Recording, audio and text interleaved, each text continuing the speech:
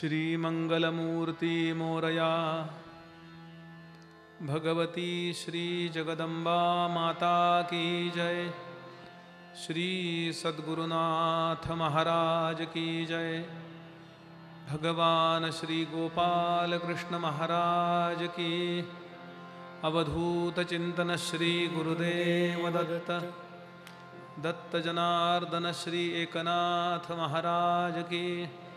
श्रीपाद श्री वल्लभ श्री नृसिंह सरस्वती स्वामी महाराज की।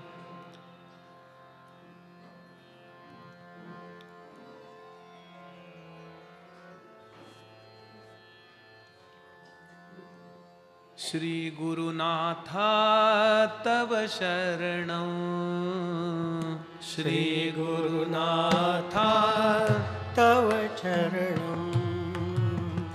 सद्गुरुनाथा तव शरणं। सद्गुरुनाथा तव शरणं। दत्तात्रेया तव शरणं।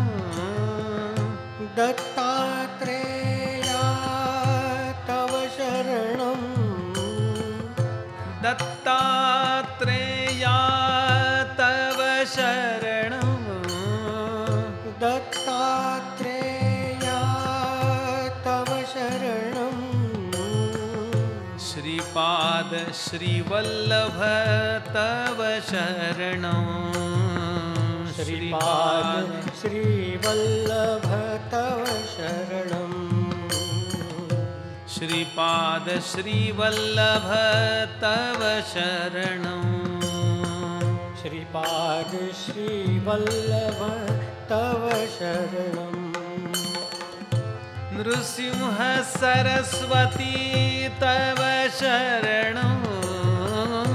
नृसिंह सरस्वती तव शरणं। नृसिंह सरस्वती तव शरणं। नृसिंह सरस्वती तव शरणं।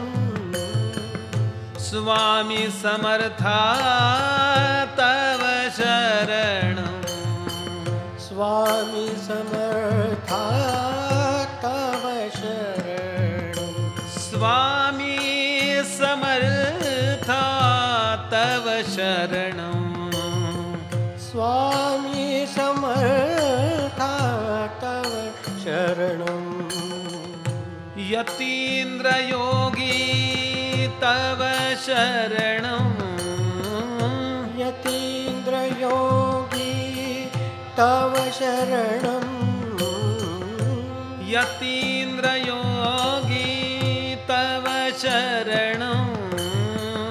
यतीन्द्र योगी तव शरणं।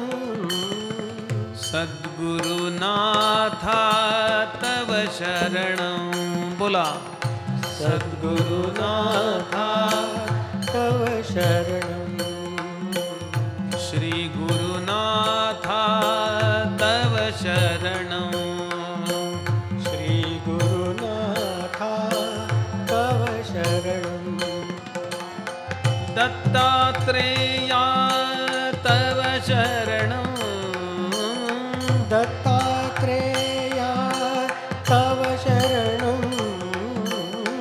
दत्तात्रेया तव शरणं। दत्तात्रेया तव शरणं। श्रीपाद श्रीवल्लभ तव शरणं। श्रीपाद श्रीवल्लभ तव शरणं।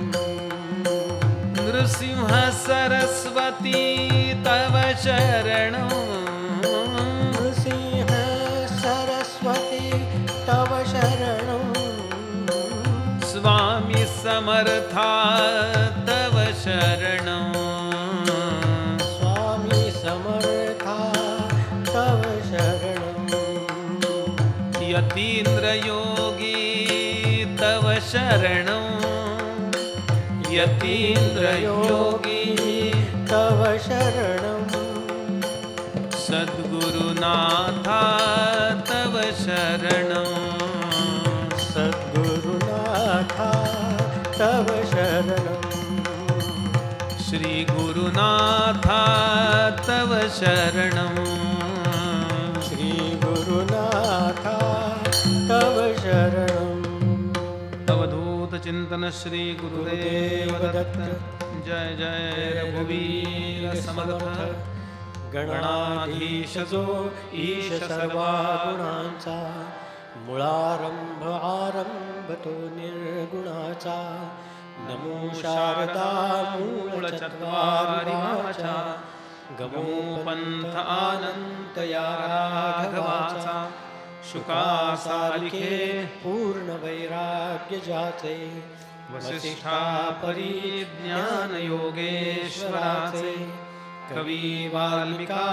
सारिका मान्य ऐसा नमस्कार माझा सद्गुरु रामदासा ब्रह्मानंदं परमसुखदं केवलं ज्ञानमूर्तिं द्वन्द्वातीतं गगनसदृशं तत्त्वमस्यादिलक्ष्यम् एकन्नित्यं विमल अचलं सर्वधी साक्षिभूतं भावातीतं त्रिगुणरहितं सद्गुरुं तन्नमामि मालाकमण्डलुरधः करपद्मयुग्मे मध्यस्थपाणियुगुले डमरू त्रिशूले यस्यस्त ऊर्ध्वकरयो शुभशङ्खचक्रे वन्दे तमत्रिवरदं भुजषड्गयुक्तं काषाय वस्त्रं करदण्डधारिणं कमण्डलुं पद्मकरेण शङ्खं चक्रं गदाभूषितभूषणाढ्यं श्रीपादराजं शरणं प्रपद्ये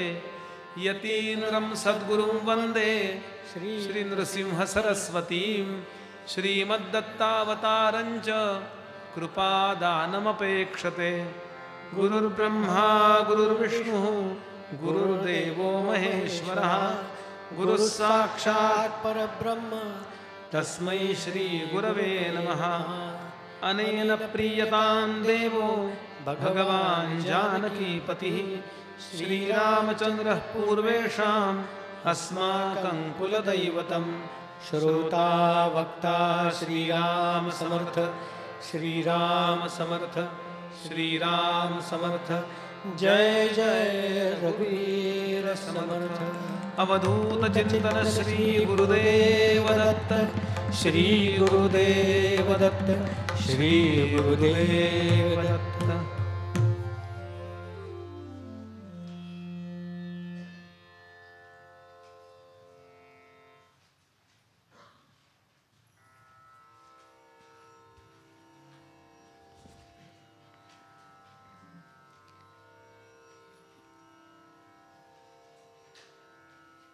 भगवान श्री दत्तात्रेयांच्या संप्रदायातला एक महान ग्रंथ श्री गुरुचरित्र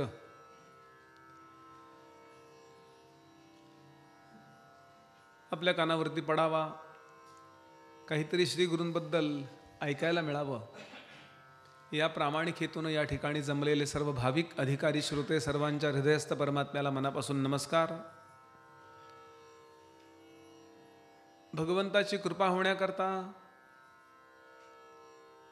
त्याला जे प्रिय असं वागणं आहे, वर्तन आहे, असं धर्माचरण, असं सज्जनाचरण आपल्याकडून घडावं असं ज्यांना मनापासून वाटतं अशा धार्मिक सज्जनांना वेगळा नमस्कार. अधिकारी, साधक, श्रेष्ठ असे कला उपासक, समाजातल्या विविध क्षेत्रातले अनेक मान्यवर या ठिकाणी बसलेत. सर्वांच्या मोठेपणाबद्दल आदर व्यक्त करतो आणि श्री गुरुचरित्र प्रवचनाला आरंभ करतो. श्रोते हो, या जगातल्या प्रत्येक जीवाची धडपड ही पूर्ण सुखाकरता चाललेली आहे, हे कोणीही अमान्य करत नाही. आणि ते जे सुख आहे की यापेक्षा श्रेष्ठ सुख नाही, ते स्वाधीनचं आहे आणि त्याला कोणत्याही प्रकारचा डाग नाही, कमीपणा नाही. असं जे सुख आहे ते फक्त अध्यात्मातलं सुख आहे. गीतेने सांगितलं, विषय आणि इंद्रिय यांच्या सन्निकर्षाने होणारं जे सुख आहे त्यामध्ये 3 दोष आहेत. येही संस्पर्शजा भोग दुःख योनय एवते आद्यंतवंत कौंतेय न तेषु रमते बुधा. शहाणी माणसं त्यात रमत नाहीत, त्यात असतात पण रमत नाहीत. मग ती कशात रमतात? बुधा हा याचा अर्थ बुद्धिमान लोक, शहाणे लोक. शहाणे समजणारे नव्हे स्वतःला, खरे शहाणे, खरे संत कशामध्ये रमतात? तर आत्मसुखामध्ये रमतात. आणि त्या आत्मसुखाच्या आड जर कुठली गोष्ट येत असेल तर माझा अहंकार. अहंकार म्हणजे मी श्रीमंत आहे किंवा काही गरीब आहे, सुंदर आहे किंवा असुंदर आहे असा अर्थ नव्हे. अहंकार याचा अर्थ मी परमात्म्यापेक्षा वेगळा आहे. अहम ऐसे जे स्फुरण तेची मायेचे लक्षण. दासबोध. कुठल्या तरी कारणाने आपण त्या स्वतःच्या अहंकाराला, स्वतःच्या त्या जीवत्वाला, स्वतःच्या त्या वेगळेपणाला कुरवाळत राहतो आणि असं वाटतं यातच सुख आहे.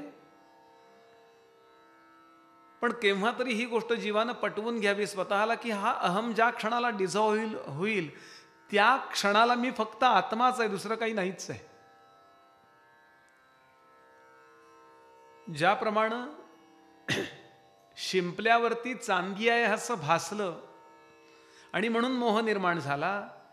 मोह निवृत्ती करता चांदीची निवृत्ती करायचं कारणच नाही. चांदी नाहीच आहे तिथे. फक्त ही चांदी नाही आहे, शुक्त रजतन्य आहे. हे शिंपलं आहे एवढं फक्त लक्षात घेतलं पाहिजे. दोरीच्या ठिकाणी सापाचा झालेला भस भय निर्माण करतो. भयनिवृत्ती करता सर्पनिवृत्ती करायची गरज नाहीये. सर्प नाहीच आहे, फक्त असलेली दोरी समजून घेण्याची गरज आहे. याप्रमाणे विश्वावरती ममत्वाचा झालेला भास ज्या क्षणाला दूर होतो त्या क्षणाला विश्व हे केवळ नामरूपात्मक असं आसक्ती पदार्थ न राहता विश्व हा परमात्मा आहे. म्हणून परमात्म्याच्या विष्णू सहस्रनामाच्या नामावलीमध्ये त्याचं पहिलंच नाव विश्वम असं आहे. हे ऐकणं सांगणं खूप सोपं आहे, पण या वृत्तीपर्यंत जाण्याकरता जो प्रवास करायचा आहे त्याच्याकरता अत्यंत महत्त्वाची आहे गुरुनिष्ठा. मला स्वतःला कळत नाही म्हणून तर गुरुकडे जायचं आहे, आणि कळत नाही म्हणून तर जीवदशा आहे.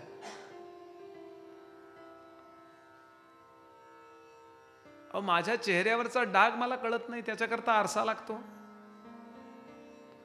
चेहऱ्यावरचे डाग दाखवतो त्याला आरसा म्हणतात, चित्तातले डाग दाखवतो त्याला सद्गुरू म्हणतात.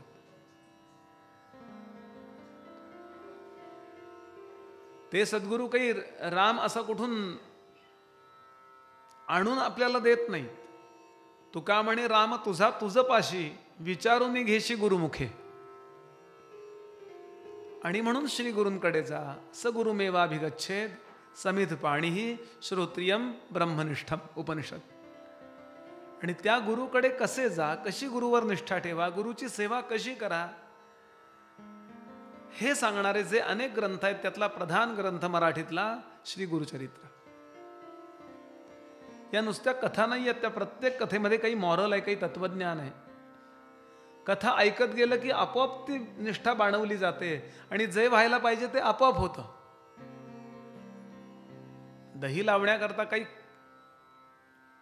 रात्रभर काही ढवळत बसावं लागत नाही. ते विरजण दूध योग्य प्रमाणात छान खळखळून उकळून घेतलं, थोडं घट्ट होईल अशा प्रकारचं, थोडा वेळ तरी उकळलं गेलं पाहिजे.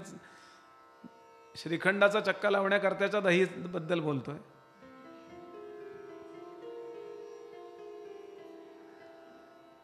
ते कोमट होऊ द्यावं योग्य टेम्परेचरमध्ये आणि छान असं ते विरझणाचं म्हणून ताक काय दही त्याच्यामध्ये टाकावं, चांगल्या प्रकारे ते ढवळावं आणि शांत ठेवून द्यावं. मग जे व्हायला पाहिजे ते आपोआप होतं. त्याप्रमाणे आपण फक्त आपल्या देहाला घेऊन मनाला घेऊन प्रवचनाला जाऊन बसा. काय विरजण लावायचं ते लावतील. चमचा म्हणजे बुवा. कोणाचा तरी चमचा होण्यापेक्षा श्रीगुरूंचा चमचा होणं चांगलं आहे किंवा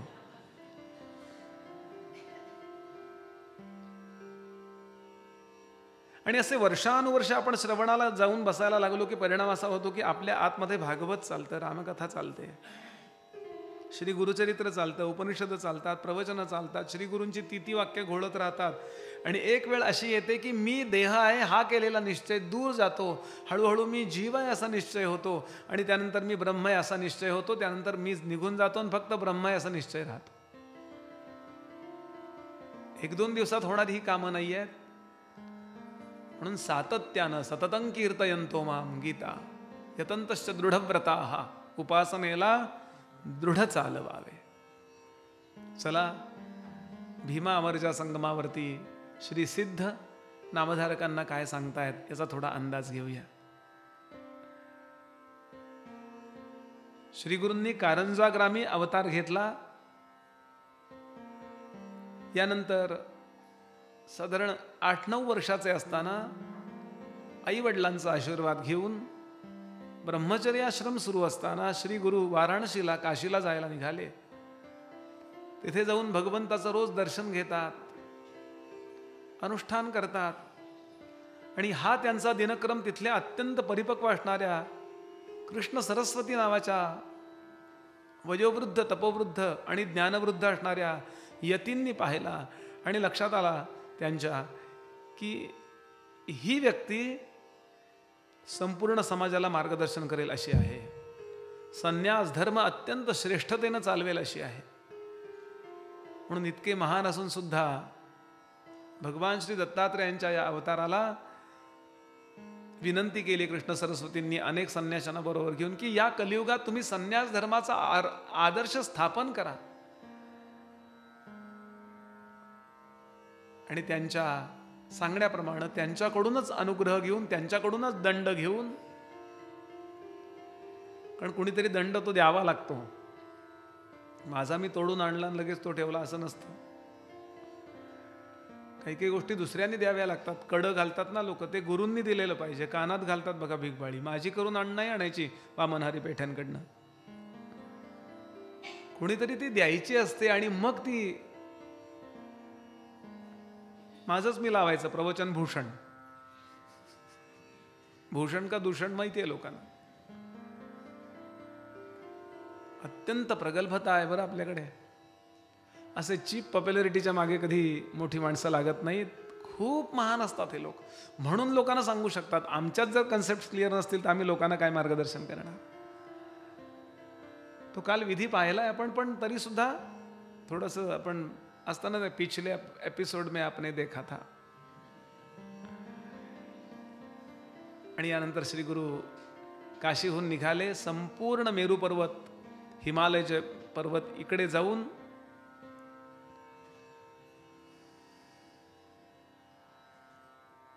उत्तर ध्रुवाच्या थोडं अलीकडून, जिथून म्हणजे आता चायना वगैरे आहे, कारण इथे ओळ अशी आहे की मेरू पर्वतासी उजवे घालुनी, म्हणजे तिथपर्यंत गेलेत. शास्त्राप्रमाणे उत्तर ध्रुवाला मेरू पर्वत म्हटलंय आपल्याकडे.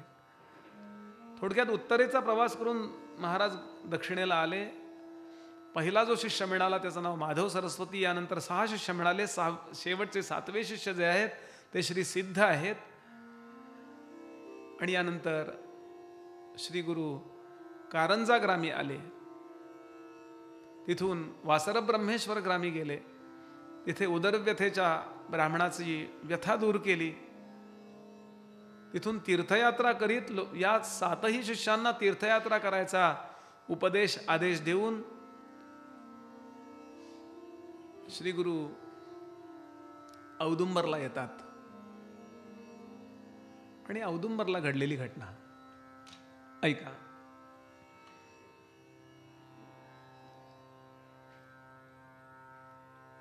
करवीर क्षेत्रामध्ये एक सच्छुद्ध सात्विक ब्राह्मण राहत होता. विद्वान होता. तर्क व्याकरण सगळं झालंय त्याचं. तर्क म्हणजे न्यायशास्त्र.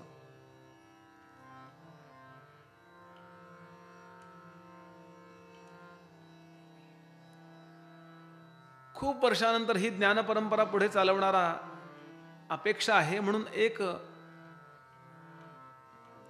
पुत्र व्हावा असं त्याला वाटत होतं. तसा तो पुत्र झाला, पण तो नेमका मूर्ख निपजला.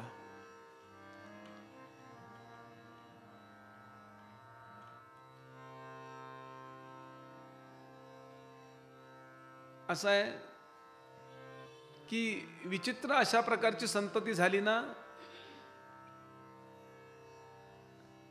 विचित्र याचा अर्थ त्यांचा देहाचा मुद्दा नाही, त्यांच्या परफॉर्मन्सचा मुद्दा. कालच आदरणीय पंतप्रधानांनी एका पाय नसलेल्या स्त्रीला नमस्कार केला. ती केवढी शिकली आहे म्हणून. आपण तो फोटो पाहिला असेल, आज तो सगळीकडं व्हायरल झालाय. त्याला येन बरू दिला, काही येत नाही. विनाग्निना संदहते शरीरम म्हटलंय. आणि असा तो पुत्र. आता त्या गावातले जे सज्जन लोक आहेत, मध्यम, ते विविध उपाय सांगतात की असं करा असं करा. सगळे उपाय करून तो पाहतो, पण तो मुलगा काही शहाणा होत नाही.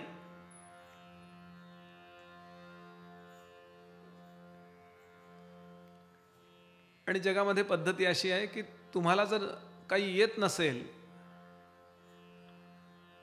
तर जगाने का सन्मान द्यावा तुम्हाला. जसं आपण म्हणतो की जगाने चांगलं वागलं पाहिजे, चांगलं वागायचं कारण काहीतरी असलं पाहिजे ना. माझ्याशी का चांगलं वागलं पाहिजे. विद्या नाम नरस्य रूपम अधिकम प्रच्छन्न गुप्तं धनम. विद्या भोग करी यशः सुख करी. विद्या गुरूणां गुरुः. विद्या बंधुजनो विदेश गमने. विद्या महादेवता. विद्या राजसु पूज्यते नहि धनम. विद्या विहीनः पशुः. काही काही सुभाषित पाठ करून घ्यावीत, त्यातलं हे आहे.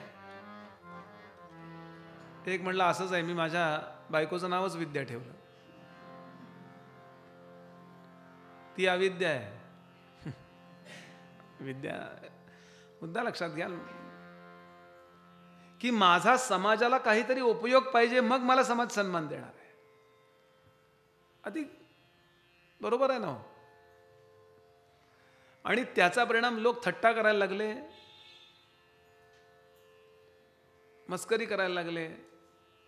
हा विचारतो मग मी काय करू, मला येतच नाही तर काय करू. हा आता पुढं मार्ग नुसतं हिणवणं वेगळं, मार्ग वेगळं. ते म्हणले आता या जन्मी येणार नाही. काही लोकांचा टोचून बोलायचा स्वभाव असतो बघा, सरळ नाही बोलायचं.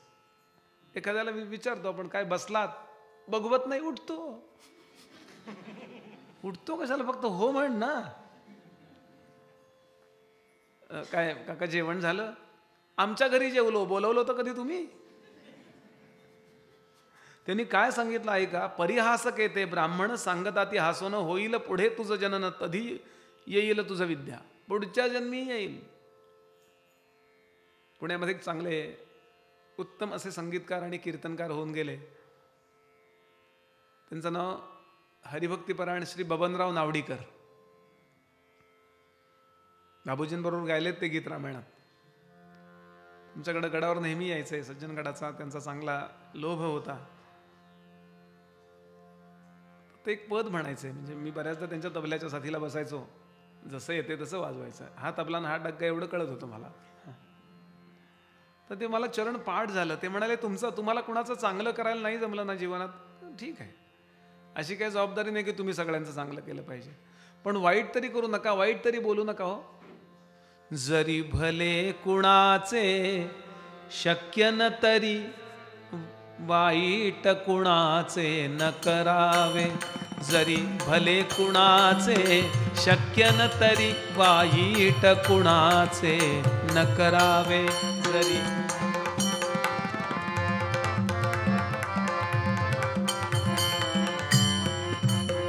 घर बांधून द्याया ना जमले तरी आगन लावी झोपडीला.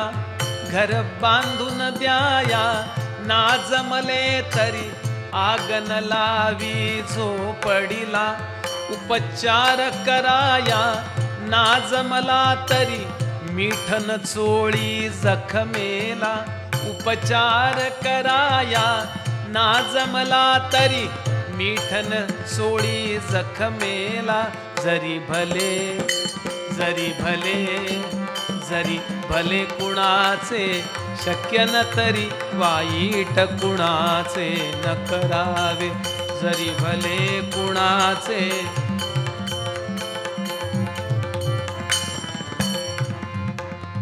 हो इतका चांगला उपदेश आपल्याकडे आहे आणि हे पद स्वतः बबनरावनी रचलंय बरं का.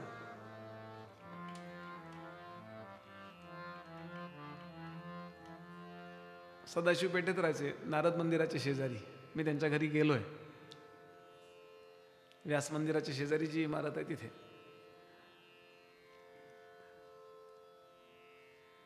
पण ही सगळी मंडळी असं म्हणजे तुला यायला पाहिजे काय येत नाहीये तू बरोबर चुकीचं वागतोय हे असं बोलायला हरकत नाही. या जन्मी नाही पुढच्या जन्मी. वाईट वाटलं हो याला.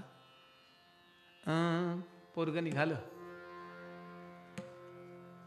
करवीर म्हणजे साधारण कोल्हापूरचा प्रांत. इथून जे निघालं ते भगवती भुवनेश्वरी जगदंबा माता भिलवडीला आज आहे. खूप जागृत आहे बरं का ते ठिकाण. इथे आलं ते बाळ आणि भिलवडी ग्रामासी आला ब्रह्मचर्य परियसी अन्नोदक नेघे उपवासी पातला निशी दैव वसे. जे येथे असे जगन्माता भुवनेश्वरी विख्याता तेथे पातला त्वरिता करी दर्शन तये वेळी. न करी स्नान संध्या देखा अपार करी तसे दुःखा. देवद्वारा सन्मुखा धरणे घेतले तये वेळी. येणे परी दिवस तिनी 3 दिवस आणि 3 रात्र अन्नाचा कण पाण्याचा थेंब तोंडात न टाकता असा पायरीवर बसून राहिला आणि फक्त रडतोय. फक्त रडतोय. आई जगदंबे कालिदासांची मी अशी कथा ऐकली आहे की माझ्यापेक्षा मूर्ख होते ते म्हणे. पण एका रात्रीमध्ये तू त्यांच्यावर कृपा केलीस आणि जगदवंद्य केलंस. माझ्यावर कृपा कर. माझ्यावर कृपा कर. माझ्यावर कृपा कर. हट्ट म्हणतात ना असा हट्ट करतात. आणि त्या काळात साधारण मंदिराला दारं नसायची. दारं मंदिराला बसवण्या इतके आपण सुधारलो नव्हतो.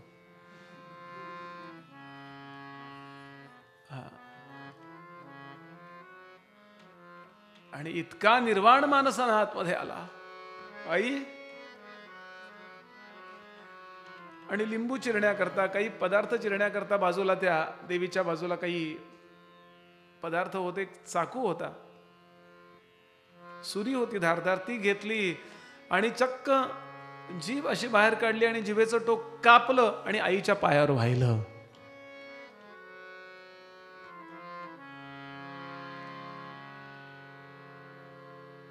भळभळ भळभळ रक्त वाहते. बेशुद्ध पडला. जागा झाला आणि पुन्हा म्हणतो आता तरी मला पाव नाहीतर गळ्यावरनं चाकू फिरवीन. देवाला सुद्धा किती त्रास द्यावा. समर्थ म्हणाले किती भार घालू रघुनायकाला मज कारणे क्षीण होईल त्याला. दीनानाथ हा संकटी धाव घाली तयाचे निहे सर्व काया निमाली.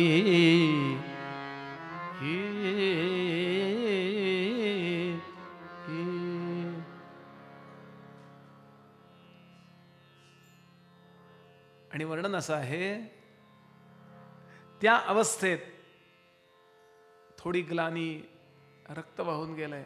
अशा स्थितीत रात्री 12-1ला कोण मंदिराशी येणार. बरं त्या काळामध्ये या भागात सगळं जंगल आहे. पुजारी बिजारी येतील ते सकाळी. बेशुद्ध पडल्यासारखी अवस्था झाली. थोडी ग्लानी, थोडी बेशुद्ध अवस्था, थोडी स्वप्न अवस्था. आणि यामध्ये त्याला स्वप्न पडलं बाळा ऐक बाळा ब्रह्मचारी. ऐक बाळा ब्रह्मचारी नको आक्रोशू आम्हावरी.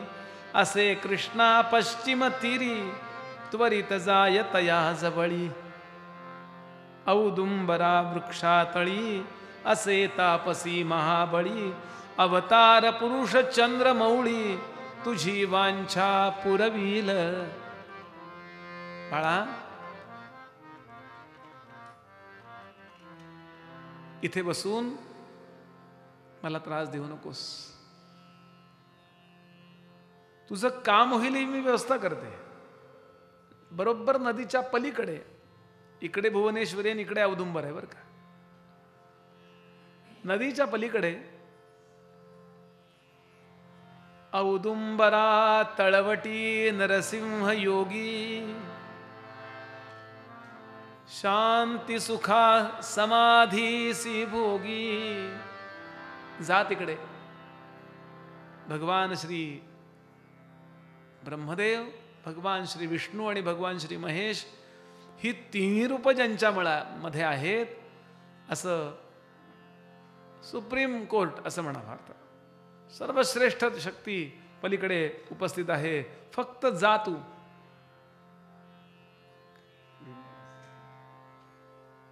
आणि हा निघाला. पहाटेच्या वेळेला उठला, आईला नमस्कार केला. आई येतो.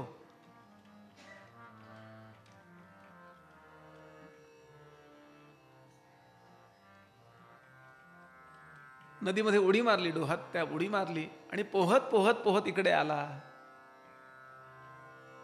प्रसन्न. कमंडलू, दंड, भगवे वस्त्र,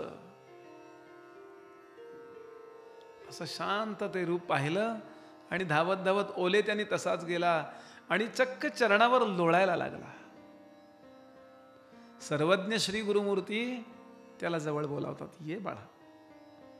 आणि फक्त कणभर भस्म त्याच्या मुखामध्ये टाकल्यावर जीभ आली आणि पहिल्यापेक्षा चांगली. ही युनिव्हर्सिटी अशी आहे हो, कुठेही न जाता सगळ्या पदव्या प्रदान.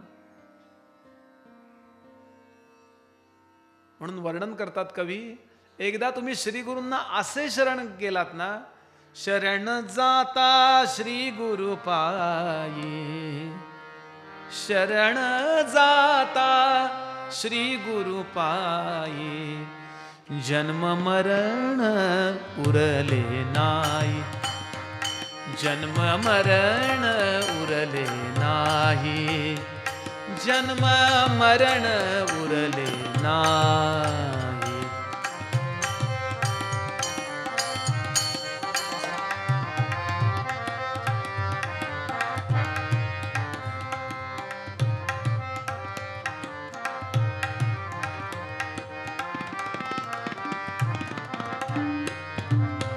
तीर्थ प्रसाद पडता मुखी, तीर्थ प्रसाद पडता मुखी, तीर्थ प्रसाद पडता मुखी,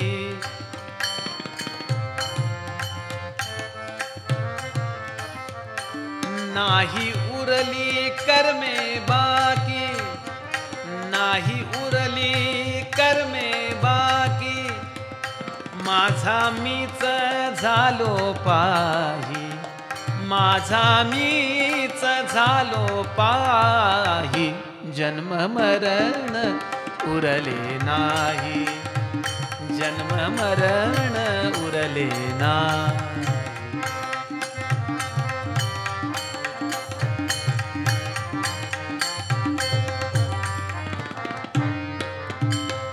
पूर्ण कृपे बोध देता, पूर्ण कृपे बोध देता. तीन स्तर, गुरुकृपेचे तीन स्तर इथे वर्णन करतात. हा अभंग आहे बेळगाव पासून जवळच बाळेकुंद्री नावाचं क्षेत्र ज्यांच्यामुळे प्रसिद्धीला आलंय, तिथले पंत महाराज बाळेकुंद्रीकर. तीर्थ प्रसाद त्यांच्याकडून मिळाला की पूर्वीची कर्म आपोआप भस्मसात व्हायला लागतात. ती याची झाली. आता आपला स्तर वाढला, आतली परिपक्वता वाढली की ते पूर्ण कृपा करतात आणि बोध देतात. बोध म्हणजे यथार्थ ज्ञान, जसं आहे तसं कळणं, याला बोध म्हणतात. म्हणतो ना आपण, मला बोधच झाला नाही हो, म्हणजे कळलं नाही. समर्थ म्हणाले समजले पाहिजे ज्याचे त्या परी, जे जसं आहे ते तसं समजलं पाहिजे. What is bitcoin? अंदाजानं बोलणं वेगळं, पण प्रत्यक्षामध्ये त्यातले अभ्यासक आहेत त्यांना माहिती आहे ही क्रिप्टो करन्सी कशी आहे. तिकडचं सांगितलं की पहा आता कळलं. गुरु काय करतात? पूर्ण कृपे बोध देता, पूर्ण कृपे बोध देता. चुकली तत्वता, फेरी चुकली तत्वता, पुनरावृत्ती नाही नाही, पुनरावृत्ती नाही नाही, जन्म मरण उरले नाही, जन्म मरण.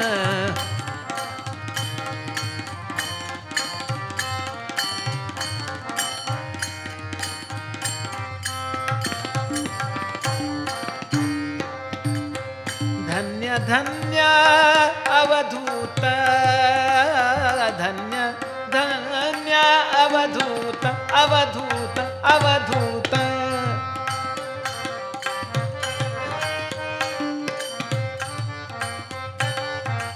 देना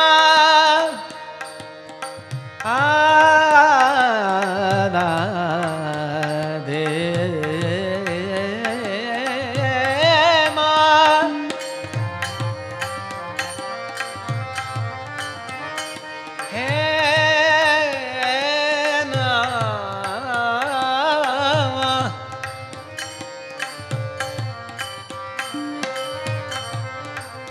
धन्य धन्य अवधूत, धन्य धन्य अवधूत.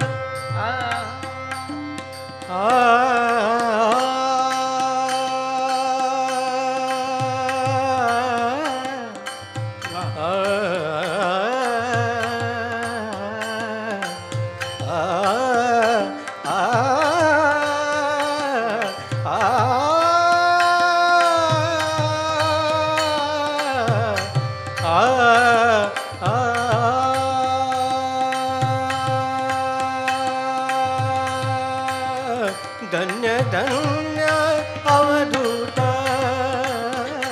धन्य धन्य अवधूत. गुरु भजनी नित्य नाचत, दत्त भजनी नित्य नाचत, हरी भजनी नित्य नाचत.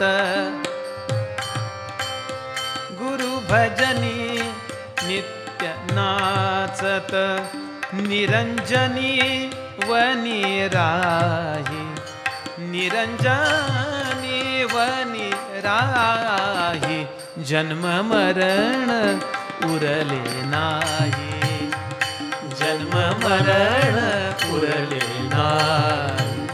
शरण जाता श्री गुरु पायी, शरण जाता श्री गुरु पायी, जन्म मरण उरले नाही, जन्म मरण जन्म मरण जन्म मरण उरले नाही. श्रोते हो,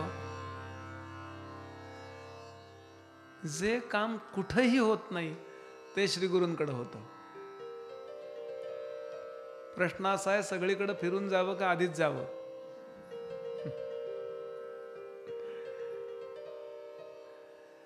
आणि समस्या ही नाही आहे की आज गुरु नाही आहेत, समस्या ही आहे की आज शिष्य नाही आहेत.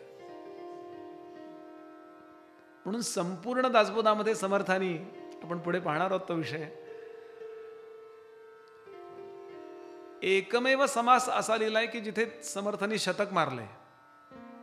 की 20 ओव्या, 25 ओव्या, 24 ओव्या, 27 ओव्या, 28 ओव्या, 50 ओव्या, 60 ओव्या, 65 ओव्या, जास्तीत जास्त 87 ओव्या. फक्त एकमेव समास असा आहे की ज्याचं नाव आहे शिष्य लक्षण, तो 104 ओव्यांचा आहे. आणि वेअर इज द प्रॉब्लेम? समस्या कुठं आहे? इथे आहे समस्या.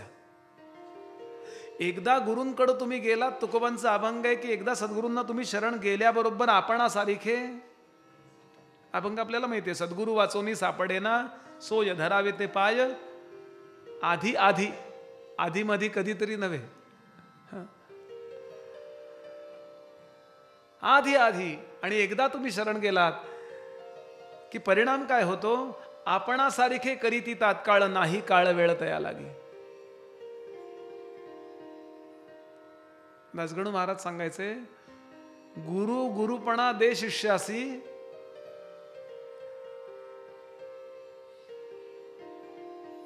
अनन्य झाल्यावरती दास गणू म्हणे भेद नुरे, ज्योतिष मिळाल्या ज्योती. एकदा तुम्ही त्यांच्याकडे गेलात की तुम्ही त्यांच्यासारखे होता,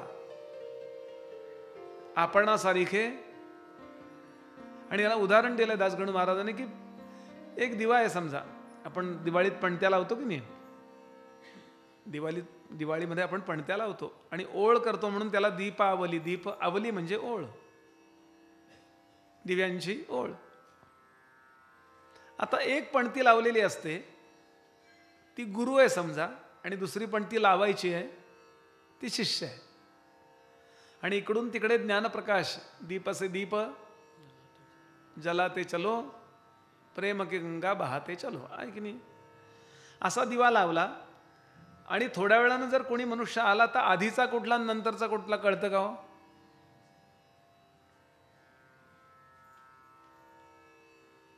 असं आपणासारखे करीत येतात काळ. पण दासगणू महाराज सांगायचे, ती पणती तयार पाहिजे, पणती लागते पण ती तयार पाहिजे. आमचा म्हणले चिखल अजून जंगलात, माती अजून जंगलात, कापसाची बी अजून पेरायची आहे, अजून शेंगदाणेच लावले नाहीत तेल घालायला. नुसतं या शरीराला घेऊन जाऊन त्यांना गुरुपौर्णिमेला पाकिट देऊन उपयोग नाही, लक्षात घ्या. ठीक आहे, समथिंग इज बेटर दॅन अजिबात नथिंग. आपण विचार करा या गोष्टीचा. गोष्ट चमत्कार म्हणून नाही घ्यायची, त्याची काय भावना आहे, किती निर्वाण मानस निघाला. आणि या क्षणाला काय सांगतात संतोष सोनी श्री गुरुमूर्ती, माथा हस्त ठेविती ज्ञान जाहले त्वरिती जिव्हा आली तात्काळ, जैसा मानस सरोवरास वायस जाता परियस हो, जैसा होय राजहंस पैसे झाले विपर कुमरा, सिद्ध म्हणे नामधारका श्री गुरुमा ऐसी निका, जे जे स्थानिवास देखा स्थान महिमा ऐसी असे. आणि या ठिकाणी 17वा अध्याय समाप्त होतो. अवधूत चिंतन श्री श्री गुरुदेव दत्त, श्री गुरुदेव दत्त. श्री गुरु श्री नरसिंह सरस्वती स्वामी महाराज औदुंबरला आहेत, पुष्कळ फिरलेत, कुरवपूरला जाऊन आले आहेत. आणि यानंतर श्री गुरूंचा मी साधारण तिथल्या लोकांना भेटून विचारलं की इथे किती दिवस, साधारण वर्ष ते 2 वर्ष औदुंबरामध्ये निवास आहे. आणि यानंतर सलग 12 वर्ष श्री गुरु वाडीला राहिलेत, नरसिंह वाडी. आणि इथे घडलेला चमत्कार, कुरवपूर ग्राम ग्रहण गहन कुरुक्षेत्र तेची जाण, पंचगंगा संगम कृष्णा अत्योत्तमा परियसा. तिकडे जाऊन परत आले आणि पंचगंगा नदी तीर म्हणजे कोल्हापूरून येणारी पंचगंगा आणि इकडून वाहणारी कृष्णा यांचा संगम जिथे होतो, या क्षेत्राला नरसिंहवाडी असं आपण म्हणतो. आणि त्यांनी सांगितलंय की जशी वाराणसीला तीर्थक्षेत्र आहे तशी या ठिकाणी तीर्थक्षेत्राची यादी दिली की इथं कुठलं तीर्थ, इथं कुठलं क्षेत्र. म्हणून ज्याला वाराणसीला काशीला जायला जमत नाही त्यांनी वाडीत जरी स्नान केलं तरी तेच फल आहे, असं नंतर अध्यायच आहे त्याकरता. या ठिकाणी श्री गुरूंचा निवास आहे. आणि दुपारच्या वेळेला भिक्षेला बाहेर पडतात. असं आहे की या लोकांनी लौकिक सोडलेला नाही, सिद्धांना कधी करू शकतात. पण शक्यतो ही मंडळी सिद्धीचा वापर लोकांकरता करतात, लोकांना सुखी ठेवतात, पण स्वतः मात्र भिक्षांवर जगतात. जगतात म्हणजे असं म्हणायचं व्यवहाराने. नरसिंह सरस्वती स्वामी महाराजांची गोष्ट तर जुनी झाली. आत्ता आत्ता होऊन गेलेले टेंबे स्वामी महाराज, त्यांच्या दर्शनाने रोग बरे व्हायचे. नुसतं दर्शन झालं की रोग निरोगी व्हायचं. त्यांचं नख जर पडलं असेल, नख जर जवळ ठेवलं तर माणसं एकदम म्हणजे त्याच्या लोक करायला लागली होती की नख काढलेलं ठेवलं की ते मुद्दाम लक्ष ठेवायचं. दीक्षित स्वामी नावाचे त्यांचे सत्पुरुष, त्यांचे शिष्य होते. पुढे त्यांचं नाव नरसिंह सरस्वती पडलं. आज अमरेश्वरला त्यांची समाधी आहे, वाडीच्या बरोबर अपोजिट साईडला, पलीकडच्या बाजूला नदीच्या.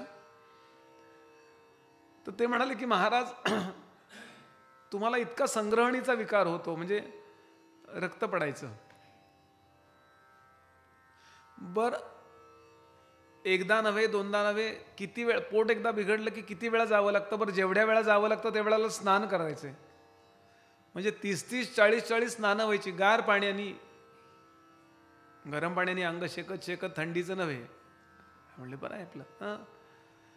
इतका त्रास होतो महाराज, दत्तप्रभू तुमच्याकरता प्रगट होतात, सांगा ना त्यांना की जरा थोडंसं तर मला. ते म्हणले अरे दीक्षिता, मला काही झालंच नाहीये. मग ते म्हणले अहो, तुमची लंगोटी मीच धुतो रोज. शिष्य तो आहे ना. गुरु शुश्रूषया विद्या, गुरूंची सेवा करून जी विद्या येते ती विद्या नुसतं क्लासला जाऊन येत नाही, त्यात एक प्रसाद असतो. मीच ते लंगोटी आणि छाती धुतो ना महाराज, मला माहिती आहे ना. ते म्हणाले बरोबर आहे, पण विकार झालाय तो देहाला झालाय, मला नाही झाला. ज्या दिवशी मला होईल त्या दिवशी दत्तप्रभूंना मी औषध सांगेन. कुठलं? अवधूत चिंतन श्री गुरुदेव दत्त. छोट्या छोट्या गोष्टीमध्ये ही मंडळी कधी सिद्धींचा उपयोग करत नाहीत. आपल्या जवळच्या स्पेशल व्यवस्थेचा उपयोग स्वतः करता कधी करत नाहीत. भिक्षेला बाहेर जातात, त्यांच्या आशीर्वादे करून लोक राजे होतील आणि एन्जॉय करतील, पण हे नाही स्वतःला वापरणं. आणि म्हणून ते महान आहेत. भिक्षेला जातात, ओम भवती भिक्षांदेही म्हणावं, जो भिक्षा वाढेल त्याचं भलं करा. असं होता होता एक दिवस नदीच्या पलीकडे औरवाड नावाचं गाव जे आहे, अमरेश्वर म्हणतो आपण, या औरवाडला एका दारामध्ये भिक्षेला गेले. ज्या दारामध्ये भिक्षेला गेले तो अतिशय गरीब ब्राह्मण होता. सुक्षीण असे तो ब्राह्मण, शुक्ल भिक्षा करी आपण, कर्ममार्गी आचरण असे सात्विक वृत्तीने. चांगलाच गरीब, सुक्षीण, चांगलाच क्षीण. काय करायचा तो? याज्ञिकी करायचा, म्हणजे भिक्षुकी म्हणतो ना, पूजा अर्चा अमक दमक, कधी मागायचा नाही. त्याचा परिणाम असा आहे, मागितलं नाही की समजून देणारे लोक खूप कमी असतात. ज्या अर्थी मागत नाही त्या अर्थी याला काही नको आहे. जेवा वयाला धनिका समाने, आमंत्रिती लोक ते आदराने, परंतु खायास जयान काही तयास आमंत्रण येत नाही. ढेरपोट्या लोकांना अगदी पानात टाकेपर्यंत आम्ही जेवायला वाढतो, पण कितीतरी लोक उपाशी निजतात. त्यांना मिळावा अशी इच्छा तरी झाली तरी खूप झालं. म्हणजे शुभेच्छा नावाचं 7 गोष्टी सांगितल्यात वसिष्ठांनी. शुभेच्छा म्हणजे नुसतं मिळावं असं वाटणं, पण त्याची काही तक्रार नव्हती. मग तो काय करायचा? काहीच नाही मिळालं तर भिक्षा मागायचा गावात. कारण जो धर्माला सगळं जीवन वाहिलेलं आहे त्याला भिक्षा मागायचा अधिकार दिलाय. पोट भरायला भिक्षा हे उपाय नाही. तुकोबांचा अभंग आहे, भिक्षा मिशे अवलंबणे, जळो जिणे लाजिरवाणे. आणि समर्थ म्हणतात, ब्राह्मणाची मुख्य दीक्षा मागितली पाहिजे, भिक्षा ओम भवती या पक्षा रक्षिले पाहिजे. भिक्षा मागून जो जेविला तो निराहारी बोलिला. मी पहिल्या दिवशी बोललोय ते. म्हणून मी कशा करता हे मागतोय माझी कन्सेप्ट क्लिअर असली पाहिजे. आणि ती जर असेल तर लाज वाटायचं कारण नाही. तो भिक्षा मागायचा, बरं थोडंच एक 4-5 मुठी तांदूळ मिळाले की पुरे झाले, किंवा मुलाबाळाला मला आई वडिलांना भात चांगला होतो तेवढा पुरतो, असा भिक्षा मागायचा. ज्या दिवशी काहीच मिळत नाही, काही वेळा असं आहे की देव सुद्धा परीक्षा बघतो. भिक्षा मागणाऱ्यांनी साठवायचं नाही, हा पहिला नियम आहे. उद्या परवा तेरवा असू देत, साठवायचं नाही. समर्थांची त्याकरता पण उभी आहे, बहुता दिसा धान्य मिळविले तरी ते कंटाळवाणे झाले. ताजी भिक्षा, आज मी तुमच्या दारात आलोय आणि मला मुठभर तांदूळ घाला, ती भिक्षा. कणाद नावाचे ऋषी होते ना, ज्यांनी कणाचा अणूचा पहिल्यांदा शोध लावलाय, त्यांचं वैशेषिक नावाचं दर्शन आहे. त्या कणादांचा नियम काय होता माहिती आहे का? ते मोंढ्यात किंवा जिथे धान्य विकलं जातं तिथे जायचे आणि खाली पडलेले दाणे वेचायचे. 1-2 मुठी जमले की तेवढेच ते पातेल्यात आणून शिजवायचे आणि तेवढेच खायचे ना, असं आयुष्यभर. जनकाकडे एका प्रोजेक्टवर काम करायचे म्हणून सांगायला गेले जनकाकडे मिथिलेला. तर जनकांनी आता 11-11:30 पर्यंत त्यांचं, सकाळी 8ला आले तर 11-11:30 पर्यंत त्यांची चर्चा चालली महत्वाची. 11-11:30 म्हणले मी तर चाललो, कारण यांचा घरात आज स्वयंपाक तयार आहे. ह्यानं काय? जनक म्हणाले कुठं निघालात तुम्ही? ते म्हणले मी आता आवरून येतो माझं 2 घास. माझ्याकडे आलेले असताना म्हणले तुम्हाला मी असं सोडणार नाही. माझा नियम आहे म्हणाले बाळा, असं मला कुणाकडे काही खाता येत नाही. तुम्ही जेवणार कसे? त्यांनी सांगितलं असं असं असं असं कण गोळा करतो म्हणून कणादे ती कणादहा असं निरुक्त दिले. बरं, कण कण वेचून जेवायचे असे कणाद. एकदम जनक थोडे रागावले. ते म्हणाले माझ्या राज्यात आलेल्या एका सच्छुद्ध सात्विक व्यक्तीला मी असं भिक्षा मागू देणार नाही, असं खाऊ देणार नाही. एखादा असं तर काय म्हणलं असता, बर आता तू म्हणतोस आहेस, तेवढंच वाचलं. पण दृढ चालवावे म्हणजे काय? माझ्या राज्यामध्ये असं मी होऊ देणार नाही. राजा, तुझ्या राज्याची सीमा कुठपर्यंत आहे रे? ते इथपर्यंत. मग त्याच्या पलीकडे जाईन मी, हा नियम पाळीन माझा. म्हणून ही मंडळी एवढी, एक शास्त्र लिहिणं कसलं अवघड आहे हो. कविता लिहितात माणसं, टला टन रीला री, जन म्हणे कविता करणारी. असा तो भिक्षा मागायचा. ज्या दिवशी काहीच मिळणार नाही त्या दिवशी त्याच्या दारामध्ये एक चांगल्या प्रकारे असा बहरलेला, पूर्ण कुंपणावर पसरलेला किंवा त्याचंच कुंपण असणारा भिंतीवरचा घेवड्याचा वेल होता. तया विप्र मंदिरात असे वेल उन्नत, शेंगा निघती नित्य बहुत, त्याने उदरपूर्ती करी. एखादे दिवशी त्या ब्राह्मणासे वरो, म्हणजे भिक्षा न मिळे परी असे, तया शेंगा ते रांधोनी हर्षी दिवसक्रमी येणे परी. तेवढ्या त्या शेंगा काढाव्यात, त्याच्या त्या बिया काढाव्यात. अगदी कच्च्या असतील म्हणजे अगदी नाजूक असतील ना कोवळ्या, तर त्या तशा शिजवल्या तरी खायला चालतात. जून असतील तर फक्त त्यातले दाणे काढावे, शिजवावे, त्यात थोडं मीठ घालावं, छान लागतात. कडकडून भूक लागली ना की हे सगळं चांगलं लागतं. फार वरती मसाले बिसाले घालायला लागतात. याचं कारण काय? कायम चूर्ण. मी असे खूप लोक बघितलेत की काही नाही घालत. आमच्या सातारला एक लेले महाराज म्हणून होते,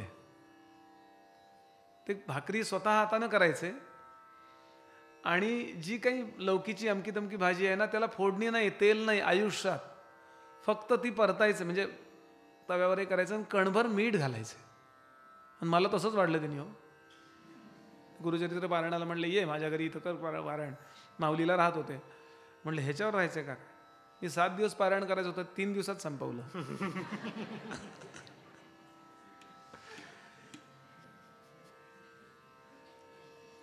असा तो ब्राह्मण त्या दिवशी. नेमकं झालं असं की महाराज त्याच्या दारात, काहीतरी पूर्वपुण्य होतं बरं का, म्हणून माझी अशी मंडळी भेटतात. आले, ओम भवती भिक्षां देहि, ओम भवती भिक्षां देहि, ओम भवती भिक्षां देहि, ओम भवती भिक्षां देहि.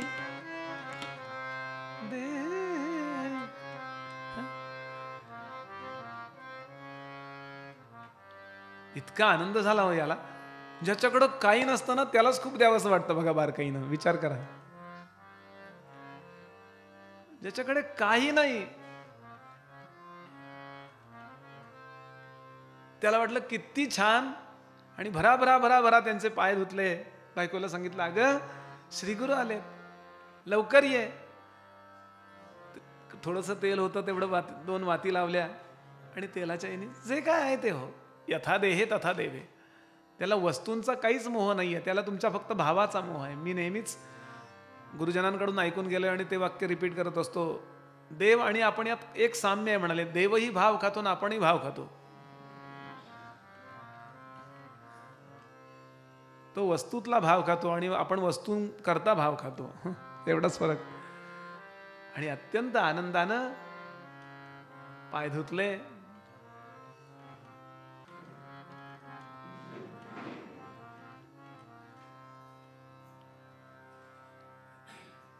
थोडं थोडं भात, पत्रावळ, काय वाढलं असेल पत्रावळीवर, छान पत्रावळ तयार केली, भराभरा पळसाची पानं काढली, ताजी पत्रावळ तयार केली आणि बायकोला सांगितलं, ऐकलंस का, तयार आहे ना स्वयंपाक, तयार आहे. काय मिळालं होतं त्या दिवशी? बाजरीचा भरडा मिळाला होता, थोडे तांदूळ मिळाले होते, थोडे गहू मिळाले होते, हे सगळं एकत्र उकडलं होतं. त्यातच 4 मिरच्या आणि थोडं मीठ घातलं होतं, बाकी काही नाही. पण अमृताची चव होती हो त्याला. आणि भराभरा भराभरा यांना वाढलं. भक्तिपूर्वक श्री गुरुसी पूजा करीतो षोडशी, घेवडे शेंगा बहुसी केली होती पत्रशाखा. नाही म्हणायला घेवड्याची थोडीशी भाजी केली होती, घरीच होते म्हणून. आणि ते वाढलं आणि श्री गुरु पोटभर जेवले आणि आशीर्वाद दिला. भिक्षा करून ब्राह्मणासी आश्वासिती गुरु संतोषी, गेले तुझे दरिद्र दोषी म्हणून निघती दे वेळ. डोळ्यातनं पाणी वाहते त्याच्या. हा महापुरुष माझ्याकडे भिक्षाला आला, महापुरुष माझ्याकडे भिक्षाला आला. एकदम बाहेर पडले आणि इकडे तिकडे पाहिलं, तो इतका मोठा घेवड्याचा वेल होता. पटकन गेले आणि एक दगड घेतला आणि मुख्य वेलाचं जे मूळ होतं ना, ते असं असं ठेचलं, तोडून टाकला वेल आणि निघून गेले. तोडू का विचारलं नाही? परवानगी आहे ना तुझी, चालेल ना, काहीतरी आणतोस का तोडायला? बराबरा गेले, उपटून टाकला तो वेल, निघून गेले. हो, तया वेलाचे झाड मूल श्री गुरुमूर्ती छेदिती तात्काळ टाकोने देती परिबळे, गेले आपण संगमासे. कारण त्यावेळेला श्री गुरु तिकडे राहतायत, निघून गेले.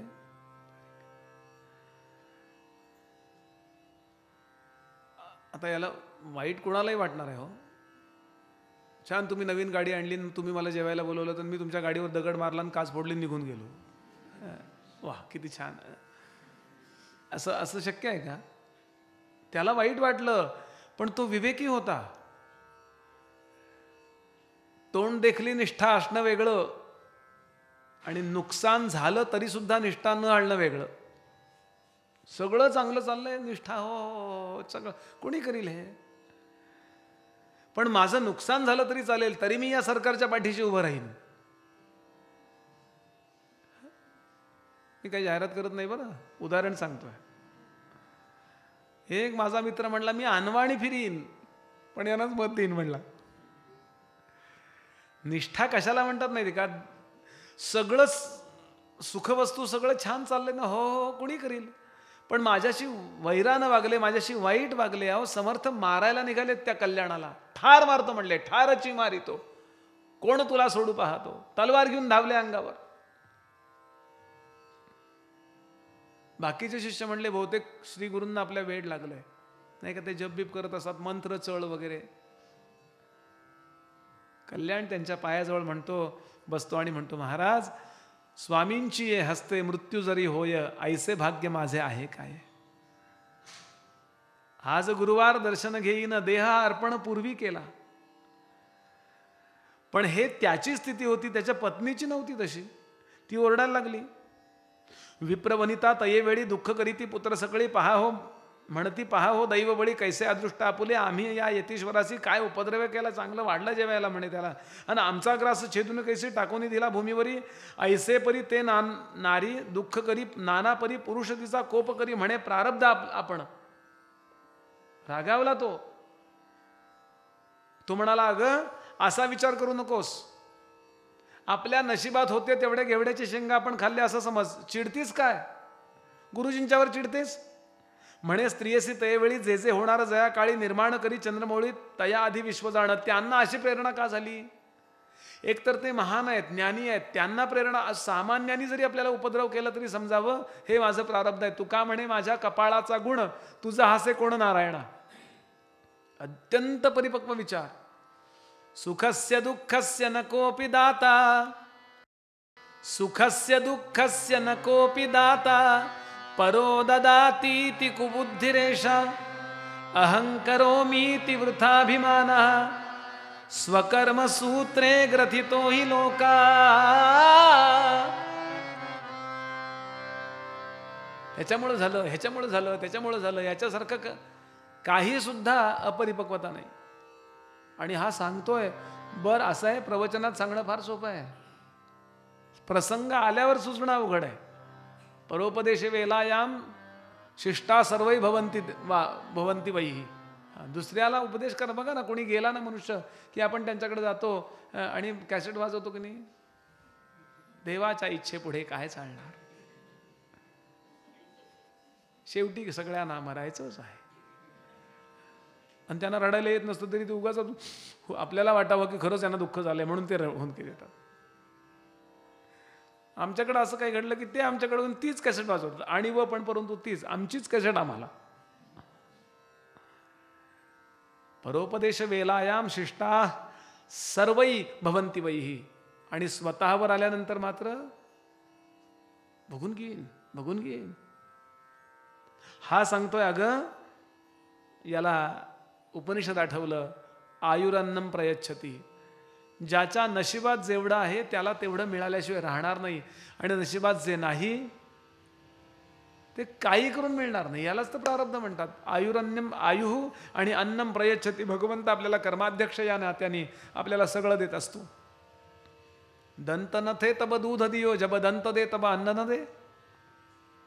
हे सांगतोय बायकोला. ऐसे बोले वेदश्रुती, पंचानन आहार हस्ती केवी करी प्रत्यही. पण त्या मात्र आरडाओरडा करतायत, मुलं बाळा आरडाओरडा करतायत. निदान काहीतरी तर सोय होती आमची. आणि चिडचिड चालू आहे. तो म्हटला या आता मदत करा, पुढचं कंप्लीट करूया आता. त्यांनी तोडलंय आणि म्हणून सगळा वेल काढला, सगळ्या शेंगा काढल्या, जेवढ्या आहेत तेवढ्या तर पदरात पाडू. चांगली 2 टोपल्या भरल्या त्यांनी. आणि म्हणून तो ते मूळ उपटायला गेला. तया वेलाचे मूळ थोरी जे का होते आपुले द्वारी, काढू म्हणून द्विजवरी खणिता झाला तये वेळी. काढिता वेल मुळासी लाधला कुंभ निधानेसी, आनंद जाहला बहुअसी घेऊन गेला घरात. मोठाच्या मोठा असा कुंभ असा, आणि वरून असं झाकण तो लाखांनी बंद केलेला. अरे म्हणे हा काय, म्हणून दोऱ्या बिऱ्या बांधून बाहेर काढला, घरात नेला, लाख पेटवली, उघडलं झाकण. आतनं प्रकाश पडला. हो सगळे सोन्याचे 52 कशी मोठे मोठे होन होते. होन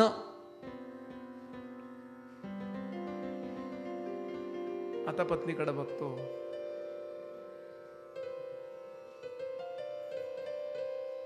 माणसाला असंच आपल्या प्रपंचाचा घेवड्याचा वेलच पाहिजे, परमार्थाचा सोन्याचा हांडा नकोय. आणि श्री गुरु कृपा करतात म्हणजे काय करतात, अज्ञान दशा दूर करतात. हो स्वामी महाराजांनी याच्यावर खूप छान भाष्य लिहिलंय. हा एक इन्सिडेन्स म्हणून, फक्त प्रसंग म्हणून बघू नका म्हणाले. आपलं सुद्धा पूर्वार्जित असं आहे की प्रारब्धाने आपला प्रपंच होतो आणि प्रयत्नाने परमार्थ होतो. केवळ प्रारब्ध प्रारब्ध प्रारब्ध म्हणून रडणाऱ्यांचा तो वेल उपटून टाकतात आणि प्रयत्नशील असं बनवतात की परमार्थाचा तुम्हाला सोन्याचा हंडा सापडला पाहिजे, न संपणारी संपत्ती. मीराबाई हे म्हणाले ना, पायोजी मैने राम रतन धन पायो. बाकीचं धन वेगळं, राम रतन धन वेगळं. खर्चे न फुटे, चोर न लुटे, दिन दिन बढतही जायो. गुरुकृपेचं धन असंच असतं. काढिता वेल मुळासी लाधला कुंभ निधानेसी, आनंद झाला बहुअसी घेऊन गेला घरात. म्हणती नवल काय वर्तले यतीश्वर आम्हा प्रसन्न झाले, म्हणून या वेला छेदिले निधान लाधले आम्हासी. नर नव्हे तो योगीश्वर होईल ईश्वरी अवतार, आम्हा भेटला दैन्यहर चला म्हणती चला दर्शनासी. जाऊनी संगमा श्री गुरुसी पूजा करीती बहुअसी, वृत्तांत सांगती तयासी तये वेळी परी. श्री गुरु म्हणती तयासी तुम्ही न सांगणे कवणासी. तर सगळेजण मला त्यांच्या दारातली झाडं तोडायला लावतील.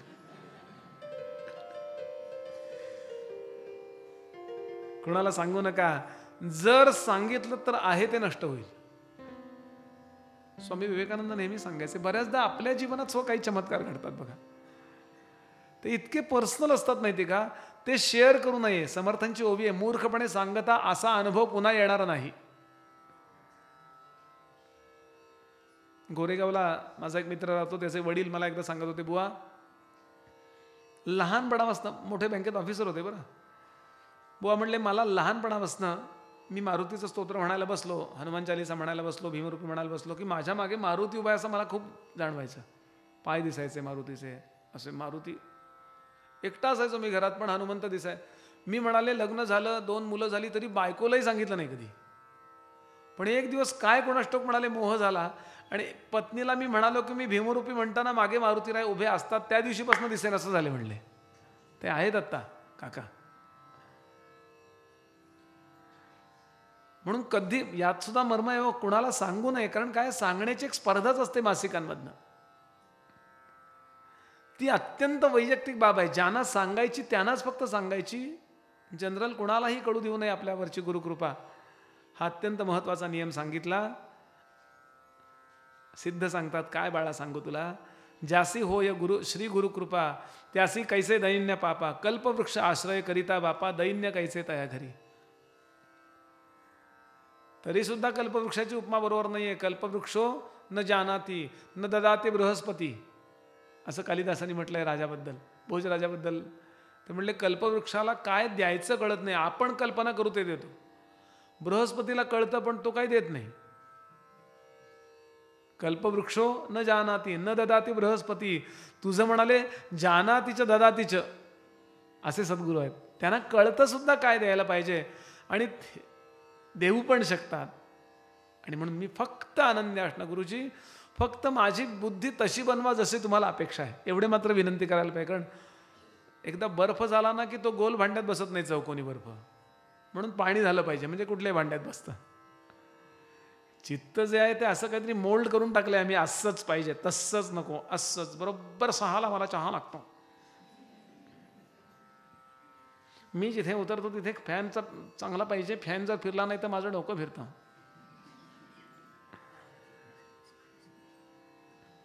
गमतीचा भाग सोडून द्या. या मर्माच्या गोष्टी आहेत की प्रार्थना रोज करावी. गुरुजी देवा, मी बोललोय तरी पुन्हा आवृत्ती करतो. महाराज मला काही कळत नाही, माझी बुद्धी माझे विचार असे बनवा जशी तुम्हाला अपेक्षा आहे. माझा कुठे हट्ट असेल, माझं काही चुकत असेल तर दूर करा. काही कळत नाही हो मला. रोज एकदा भावानं म्हणा. खरं सांगतो देव गहिवरतो आणि आपली बुद्धी बरोबर जशी पाहिजे तशी बनवतो. तुमचं माझं सोडून द्या. समर्थाने रामाला मागितलंय बुद्धी दे रघुनायका, योग्य ती बुद्धी दे. देवी भागवताचा आरंभच या मंत्राने होतो. देवी भागवत नावाचा जो ग्रंथ आहे शक्तीचं वर्णन करणारा, त्याचा आरंभ होतो. पहिला श्लोक व्यासाने लिहिला आहे. ओम सर्व चैतन्य भूतांताम आद्याम विद्यांच धीमई बुद्धिम यान प्रचोदयात. आई जगदंबे, या सगळ्या मॅटरमध्ये एनर्जी रूपानं वसणारी तू. मराठीत बोलतो जरा. या सगळ्या आकारामध्ये, नाम धारण केलेल्या आकारामध्ये शक्ती रूपानं वसणारी तू, सर्वत्र असणारी तू, सदा असणारी तू, सम असणारी तू, परब्रह्माचं चालतं बोलता स्वरूप असणारी तू, माझ्या बुद्धीला योग्य ती प्रेरणा दे. गायत्री मंत्राचा अर्थ काय? तत्सवितुर्वरेण्यम धीमहि धियो यो न प्रचोदयात. योग्य प्रेरणा मला दे. कारण समस्या तिथे, सगळं जिथल्या तिथे आहे. समस्या फक्त माझ्या विचारात आहे. आणि म्हणून समर्थ सांगतात, देवाचे इच्छेने वर्तावे, देव करील ते मानावे, मग सहजचे स्वभावे कृपाळू देव. थोडं नाम गाऊया आणि पुढच्या आख्यानाकडे जाऊया. जय जय भवानी माँ अंबा भवानी माँ, जय जय भवानी माँ अंबा भवानी माँ, जय जय भवानी माँ अंबा भवानी माँ, जय जय भवानी माँ अंबा भवानी माँ, देवी भवानी माँ तुळजा भवानी माँ, देवी भवानी माँ तुळजा भवानी माँ, देवी भवानी माँ तुळजा भवानी माँ, देवी भवानी माँ तुळजा भवानी माँ, शांता भवानी माँ दुर्गा भवानी माँ, शांता भवानी माँ दुर्गा भवानी माँ, शांता भवानी माँ दुर्गा भवानी माँ, शांता भवानी माँ दुर्गा भवानी माँ, जय जय भवानी भवानी मा बोला जय भवानी माँ अम्बा भवानी जय जय जय जय भवानी मा अंबा भवानी जय जय जय भवानी माँ अम्बा भवानी माँ देवी भवानी मा तुळजा भवानी मा देवी भवानी माँ तुळजा भवानी माँ देवी भवानी मा तुळजा भवानी मा देवी भवानी माँ तुळजा भवानी माँ शांता भवानी मा दुर्गा भवानी मा शांता भवानी माँ दुर्गा भवानी माँ शांता भवानी मा दुर्गा भवानी मा शांता भवानी माँ दुर्गा भवानी माँ जय जय भवानी मा अंबा भवानी मा जय जय भवानी माँ अम्बा भवानी माँ अंबा भवानी मा अम्बा भवानी माँ जगदंबा भवानी मा जगदंबा भवानी माँ अवधूत चिंतन श्री गुरुदेव दत्त श्री गुरुदेव दत्त श्री गुरुदेव दत्त यानंतरचा 19वा अध्याय. यामध्ये 2 कथा येतात. एक म्हणजे औदुंबर नावाचा जो वृक्ष आहे हाच श्री नरसिंह सरस्वतींना काय आवडतो असा प्रश्न विचारलाय नामधारक. असं आहे, आपल्याकडे काही वृक्ष दैवी सांगितलेले आहेत, मग त्यांचे औषधी गुण आहेत, अमकाय तमकाय, ते आता प्रूव्ह आत्ता झालंय की तुळस हा मॅक्झिमम ऑक्सिजन देणारा वृक्ष आहे. अश्वत्थ, अश्वत्थाचं एक पान 21 लोकांना पुरेल एवढा दिवसभराचा ऑक्सिजन देतं. एक पान अश्वत्थाचं.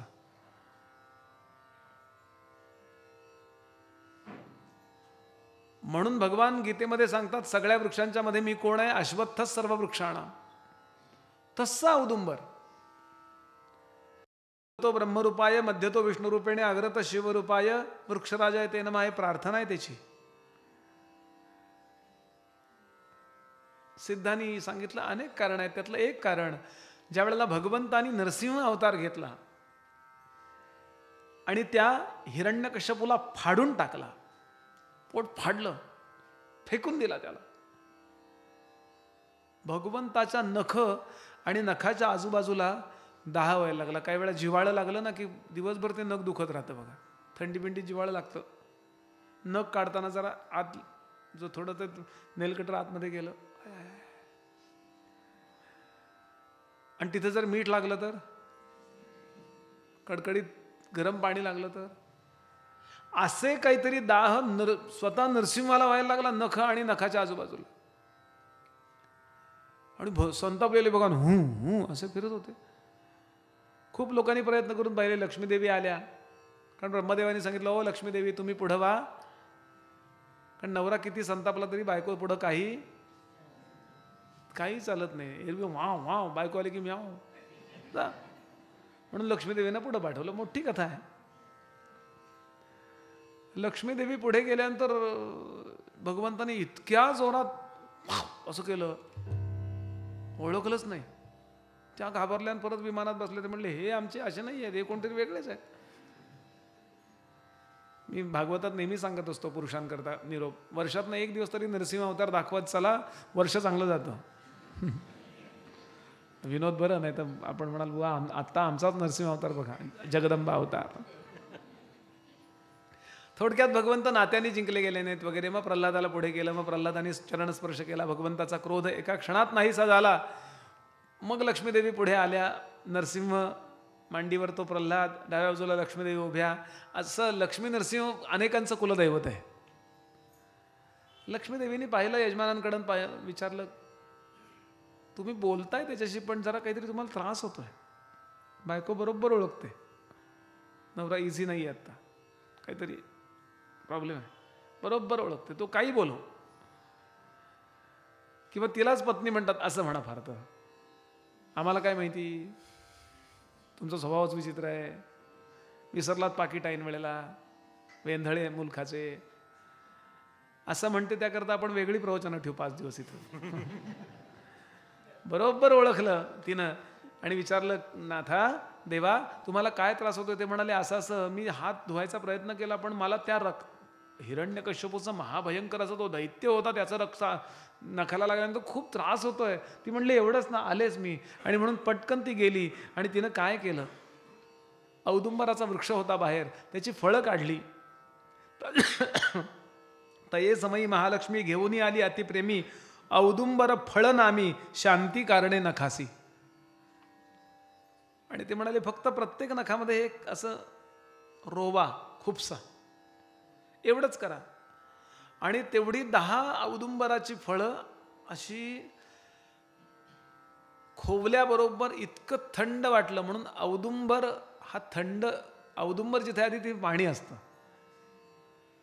आयुर्वेदामध्ये ते औदुंबरासव नावाचं आसव मिळतं पोटाच्या तक्रारींकरता, किंवा दाह होतोय कोणी लगेच आणू नका जाता जाता घेऊन. हां, ते वैद्यांना विचारायला पाहिजे. फक्त मी माहिती आहे ते आपल्यासमोर सांगतोय. आणि त्या क्षणापासनं इतका औदुंबरावरती भगवंताच्या या अवताराचं प्रेम बसलं की जिथे जिथे औदुंबर वृक्ष तिथे तिथे माझी वस्ती असेल असं नरसिंहांनी वर्णन केलंय. आशीर्वाद दिला या औदुंबर वृक्षाला. बरं, आणि नरसिंह जिथे असतो तिथे कुठल्याही प्रकारची करणी बाधा, नरसिंहाच्या पुढं काय चालणार आहे? नरयेन सिंह आहे. म्हणून घरी औदुंबराचा वृक्ष असावा, दारात औदुंबराचा वृक्ष असावा. नव्हे, दारामध्ये वाळलेल्या औदुंबराचं लाकूड असं लावा, म्हणून त्याला उमरा म्हणतात. औदुंबराचाच पाहिजे, तो सिमेंटचा आहे, संगमरमरी फरशी आहे, ते असलं तर असू दे. आपण मुद्दाम कुठे मिळाला तर आणायचा आणि तो तिथे चिकटवायचा. कुठली वाईट शक्ती आत येऊ शकत नाही. हो, मी आणल्यात लाकडं विकायला म्हणून सांगतोय.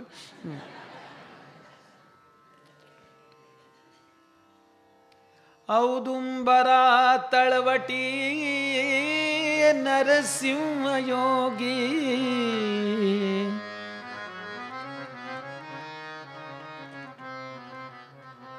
सिद्ध सांगतात भगवंताच्या या अवतारातला मंत्र आहे तो नरसिंहांचा मंत्र आहे. देवता सुद्धा अवतार घेतात, ते सुद्धा काहीतरी जप करतात, ध्यान मुद्दाम. भगवान दत्तात्रेयांनी 12,000 वर्ष तपश्चर्या केली आहे गिरनारवर. काय आवश्यकता आहे? तुमच्या माझ्या कल्याणाकरता. बऱ्याचदा आई वडील पैसे मिळवतात ना, ते त्यांच्याकरता नाही, मुलांकरता. अशा या देवतांच्या, ऋषीमुनींच्या, साधूंच्या उपासना असतात ना, तपश्चर्या असतात, त्या तुमचं माझं कल्याण व्हावं म्हणून. आणि म्हणून या वराचा विचार करून जो दाह होतो, या कारणे श्री गुरुमूर्ती नृसिंह मंत्र उपासना करीते. उग्रत्वाचे करावया शांती औदुंबरी वास असे. आजही औदुंबर जिथे असेल ना, तिथे नरसिंह सरस्वतींचा वास मानलाय, नरसिंहाचाही वास तिथे निवास मानलेला आहे. औदुंबरा तळवटी नरसिंह योगी, कृष्णा तटी परम शांती सुखासी भोगी, ध्यानस्थ होऊनी समस्त चरित्र पाहे, ध्यानस्थ होऊनी समस्त चरित्र पाहे, शरणागत इच्छित देत आहे, शरणागत इच्छित देत आहे. अवधूत चिंतन श्री गुरुदेव दत्त. आज जिथे मनोहर पादुका आहे तिथे मोठा औदुंबर आहे. इथे नेहमी बसले असायचे महाराज. कधीतरी गावात भिक्षेला यायचे, पण मध्येच काय झालं कोण तो भिक्षेलाच येणं बंद केलं हो त्यांनी.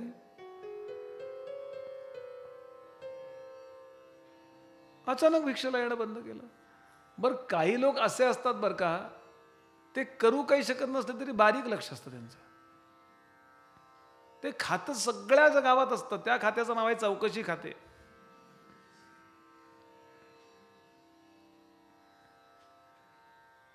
त्याचं लक्षण काय? घेणं देणं कवडीचं नाही, पण चौकशीशिवाय राहायचं नाही. कुठून आलेत?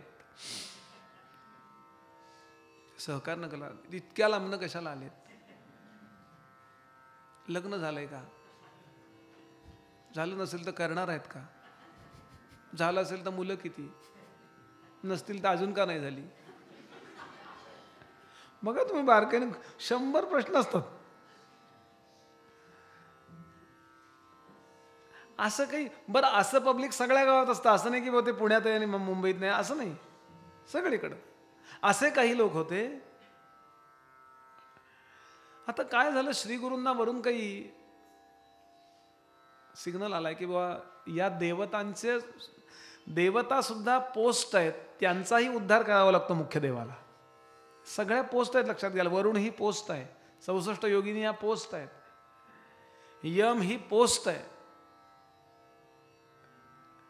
मला तर आज नेहमी वाटतं, खूप वेळा मी बोललोही असेल आपल्यासमोर, ते नो एंट्रीतल्या गाड्या उचलतात ना, ते पुढे हमखास यमदूत होतात. कसं टाकत, ती गर्भवती आहे का म्हातारा, अहो नको, मी लावली ती गाडी, मला नाहीच, ते काय नाही, तिकडे येऊन सोडलो. बरं, बरोबर पण आहे ना, म्हणजे यांचं बरोबर आहे ना असं म्हणायचं, यमाचं तसंच पाहिजे ना. असं फ्लेक्झिबल करायचं, सगळी किती वाढेल लोकसंख्या, कारण कुणाला कधीच जायचं नसतं. अगदी 95 वर्षाची म्हातारी, डॉक्टर काही करून मला जगवा का, उद्याची सिरियल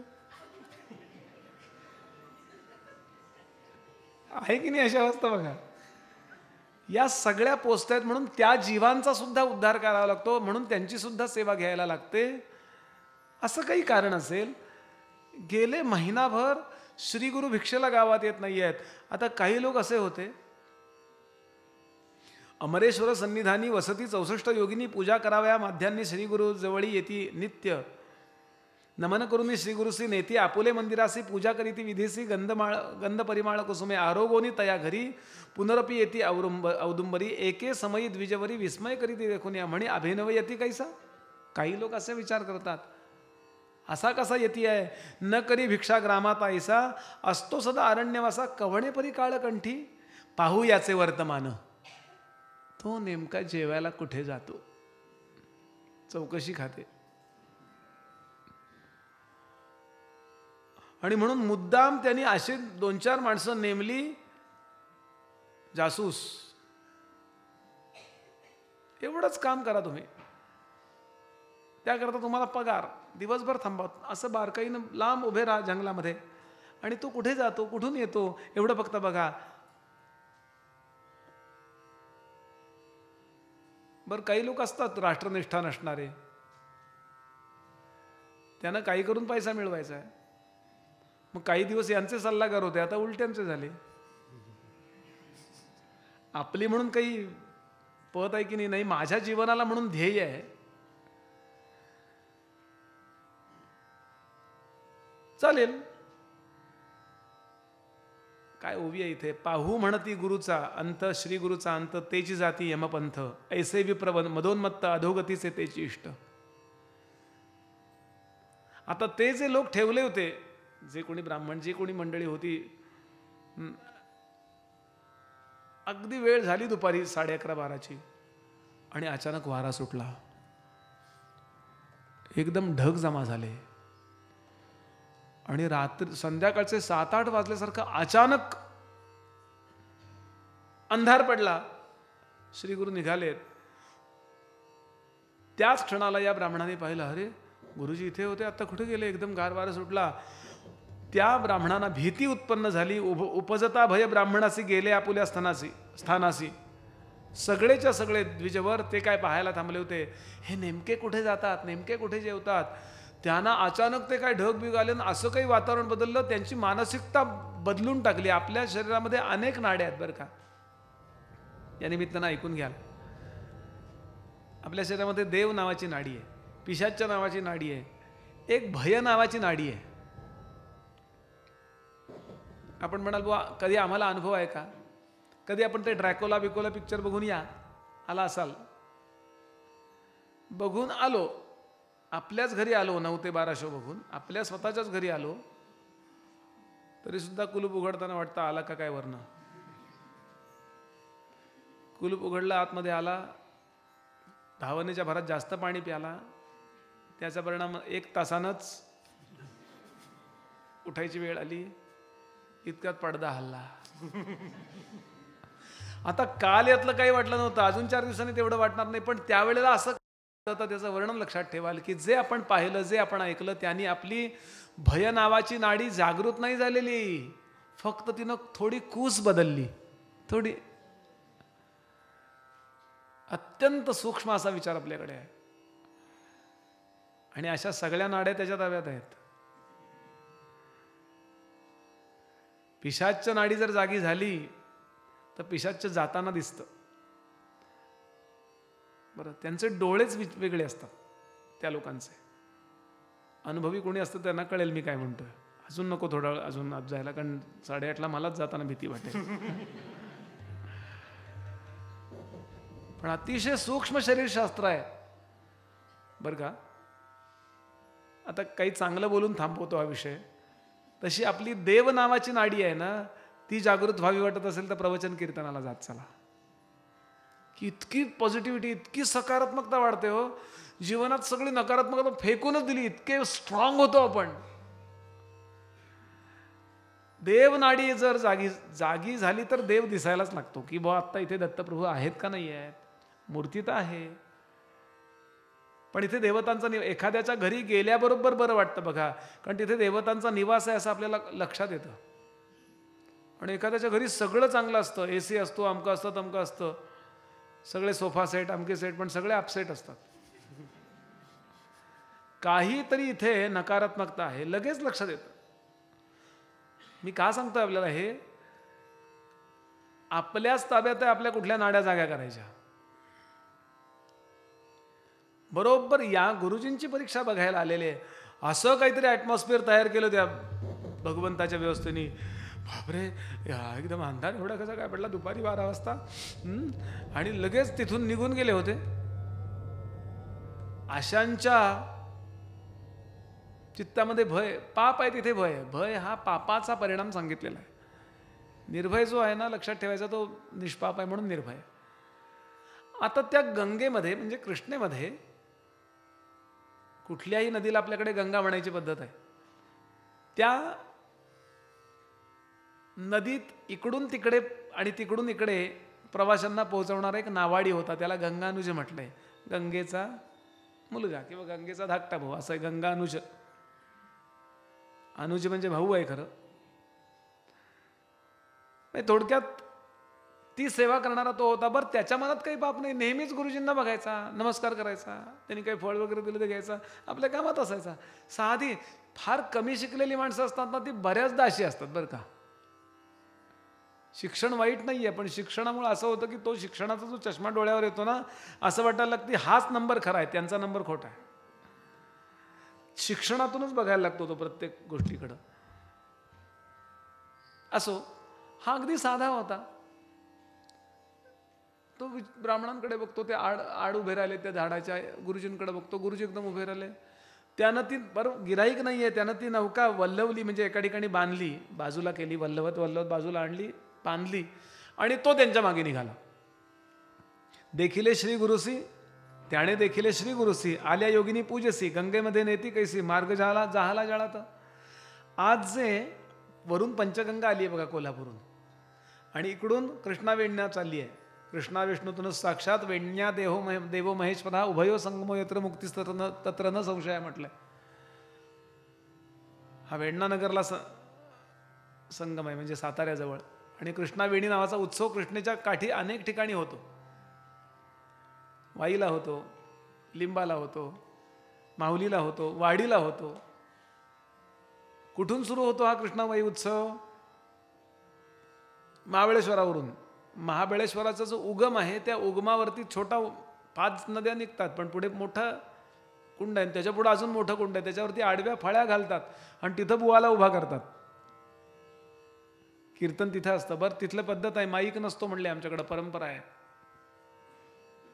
आणि हार नसतो. पहिल्यांदा मी जेव्हा कीर्तनाला गेलो होतो, ते कृष्णावेणी उत्सवाला नॉर्मल जातो तसा गेलो. ही महाबळेश्वरला इतकी थंडी होती, मी पहिलंच माझं जय जय जय रघुवीर समर्थ असं झालं कीर्तन. मग दुसऱ्या दिवशीपासून मी स्वेटर घालून कीर्तन केलं. तर वरूनची कृष्णा, इकडून कृष्णाबाई आणि इकडून पंचगंगा, तिथे जो काही संगम आहे ना, हा गंगानुज पाहतोय, हा नावाडी पाहतोय. अरे गुरुजी बराबर, अरे या 64 जणी किती सुंदर सुंदर, वा कुणीतरी देवता असाव्यात म्हणून तो तिथे वरती आला आणि त्यांच्या मागे मागे निघाला. आणि पाहतो तर काय, त्या संगमामध्ये अचानक एक प्रकारची विहीर तयार झाली, पाणी बंद झालं, पाणी बाजूनं वाहत आहे. आणि पायऱ्या तयार झाल्या. बरं, इतकं बेमालूम पद्धतीनं की असं काही असेल याचा अंदाज नाही. पाणी बाजूला झाल्यावर ते आपोआप दिसायला लागलं. श्री गुरुजी खाली निघाले, हाही त्यांच्या पाठोपाठ तिकडे गेला. पाहत होता गंगानुज म्हणे, कैसे झाले चोजा, अवतार होईल ईश्वर काज, म्हणून पूजिती देवकन्या. पुन्हा गंगा प्रवाहात श्री गुरु निघाले योगिनी सहित. जो का नर होता पाहत, तोही गेला सवेची. आणि जेव्हा खाली पुन्हा पाणी बंद झालं, होतं तसं झालं. आणि अंडर वॉटर एक अमरावती सारखी नगरी त्याला दिसायला लागली. सोन्याची सिंहासनं, उत्तम उत्तम रस्ते, अनेक प्रकारचे उत्तम वृक्ष, सोन्याचे उमरे घराघराला. दारादारात लावलेल्या ज्या ज्योती होत्या ना, ते माणकं एवढी मोठी, त्याच्यातनं ज्योत प्रकटली आहे. सुगंध, उत्तम उत्तम गायनं चालू आहेत. अलौकिक असे उपभोग दिसत आहेत इथे. आणि हा हळूच हळूच लपत छपत छपत छपत असा गेला. आणि बघतो तर मध्ये मोठं सिंहासन, मोठाच्या मोठा एक सभागृह. त्या सभागृहामध्ये एक चांगलं सिंहासन मांडलेलं. तिथे श्रीगुरूंना बसवलं. आणि 64 योगिनी त्या देवता श्रीगुरूंना ओवाळतात, पाद्यपूजा करतात. समोर बसून आसन ठेवतात. त्या आसनावरती एवढं मोठं चांदीचं ताट, पंचपक्वान्न वाढतात. श्रीगुरु शांतपणानं चित्राहुती घालतात, व्यवस्थित जेवतात. हा लांबनं बघत राहतो. त्याला वाटलं गुरुजींचं लक्ष नाहीये, कारण ते त्या डोळ्यानं पाहतील, या डोळ्यानं तेच पाहतात हे त्याला कळत नव्हतं. पण भाव त्याचा चांगला म्हणून निदान त्याला दर्शन तरी झालं. ज्यांचा भाव चांगला नव्हता त्यांना पिटाळलं घरी. No entry, no admission without permission. हा पुन्हा परत निघाला. हो, श्री गुरु दिसती तया स्थानी, त्रिमूर्ती जैसा शूलपाणी, पूजा घेऊन तत्क्षणी मग परतले तये वेळी, देखून या तया. परत येताना याला पाहिलं. म्हणती तू का आलासी, विनवी तो नरस्वामी असी. सहज आलो दर्शनात, सहज आलो म्हणाले. मुद्दाम ठरवून रेकी करण्याकरता असं नव्हतं आलो. म्हणून लागला गुरुचरणी, तल्लीन होऊन अंतःकरणी. म्हणे स्वामी गिरिजा रमणी, होसी त्रयमूर्ती तुची एक, नकळे तुझे स्वरूप ज्ञान. महाराज मला क्षमा करा, मी यायला विचारल्याशिवाय यायला नको होतं, पण मला क्षमा करा. श्री गुरु म्हणाले, जे आत्ता तू दर्शन घेतलीस, विविध देवदेवता पाहिल्यास, जे नगर पाहिलंस, याबद्दल बाहेर कुठं बोलू नको. येथील वर्तमान आयसी, न सांगावे कवणासी. जया दिवशी प्रगट करशी, तू ते हानी होईल जाणं. आणि यानंतर श्रीगुरूंनी अत्यंत सुंदर पद्धतीनं त्याला उपदेश केला. त्याला सांगितलं, तू इथे राहा. या ठिकाणी प्रत्यक्ष काशी विश्वनाथ वस्तीस्थानाला आहे. ही पंचगंगा आणि कृष्णाबाई प्रत्यक्ष गंगा आहे. काही कमी वाटून देऊ नकोस. आणि जायला निघाले श्री गुरु. कारण आता याला कळलं, कुणाला सांगू नको असं सांगूनच आपण दुसऱ्याला सांगत असतो. आता निघूया इथून. जायला निघाल्यानंतर त्या 64 योगिनी रडायला लागल्या. देवा, आता तुम्ही इथून गेल्यानंतर आम्ही पूजा कोणाची करायची? ते म्हणे, तुमचा उद्धार झालाय. तुम्हाला जेवढी डिवाइन पॉवर पाहिजे होती तेवढी सगळी मिळाली. तुमच्या पूजेचं साफल्य झालेलं आहे. आता तुम्ही काळजी करू नका. मला धर्मकार्याकरता, राष्ट्रकार्याकरता पुढं गेलं पाहिजे. आम्ही कुणाची पूजा करू, कुणाची आरती करू? श्री गुरूंनी एक सुंदर अशा पादुका, अतिशय सुंदर अशा तिथे ठेवल्या. दिसायला फारच कुणाचंही मन हरण करून घेणाऱ्या. ज्याला काही माहिती नाही तो पहिल्यांदा आला ना की वाडीचा होऊन जातो. त्याला वाटतं माझा गेल्याच्या नेहमीचा इथं काहीतरी संबंध आहे. तिथं फिरताना असं वाटायला लागतं की पूर्वी मी अनेकदा इथं आलोय. अशा त्या पादुका, मनोहरी पादुका, मनोहर पादुका. बरं, आज सुद्धा वाडीला जाणाऱ्यांना कळेल मी काय म्हणतोय. आजही दत्तप्रभू तिथे अनेकदा प्रगट होतात. टेंबेस्वामी महाराजांकरता याच पादुकांमधून श्री नृसिंह सरस्वती अनेकदा प्रकट झालेत. वास्तविक त्या पादुकांकडे कुणाला प्रवेश नाही, पण त्या बड्ड पुजारींना दृष्टांत देऊन सांगितलं, वासुदेव नावाचा जो कोणी गृहस्थ आलाय ना, त्याला माझी पूजा करू दे, तो माझं स्वरूप आहे. आणि स्वामी महाराजांनी अनेक 30 वर्ष तिथे साधन केलंय, उपासना केली पहाटे 3 वाजल्यापासून. आणि आत्ता वाडीची जी काही पद्धती आहे, किती वाजता पूजा, किती वाजता आरती, पाणी पादुकांवरून वाहून गेल्यानंतर आपल्याला सर्दी होते, तशी स्वामी महाराजांना होते, म्हणून त्याला काढा, सुंदर असा काढा केला जातो. आणि पादुकांना गरम गरम काढ्याचा अभिषेक केला जातो. आणि नंतर तो काढा आलेल्या भक्तांना प्रसाद म्हणून दिला जातो.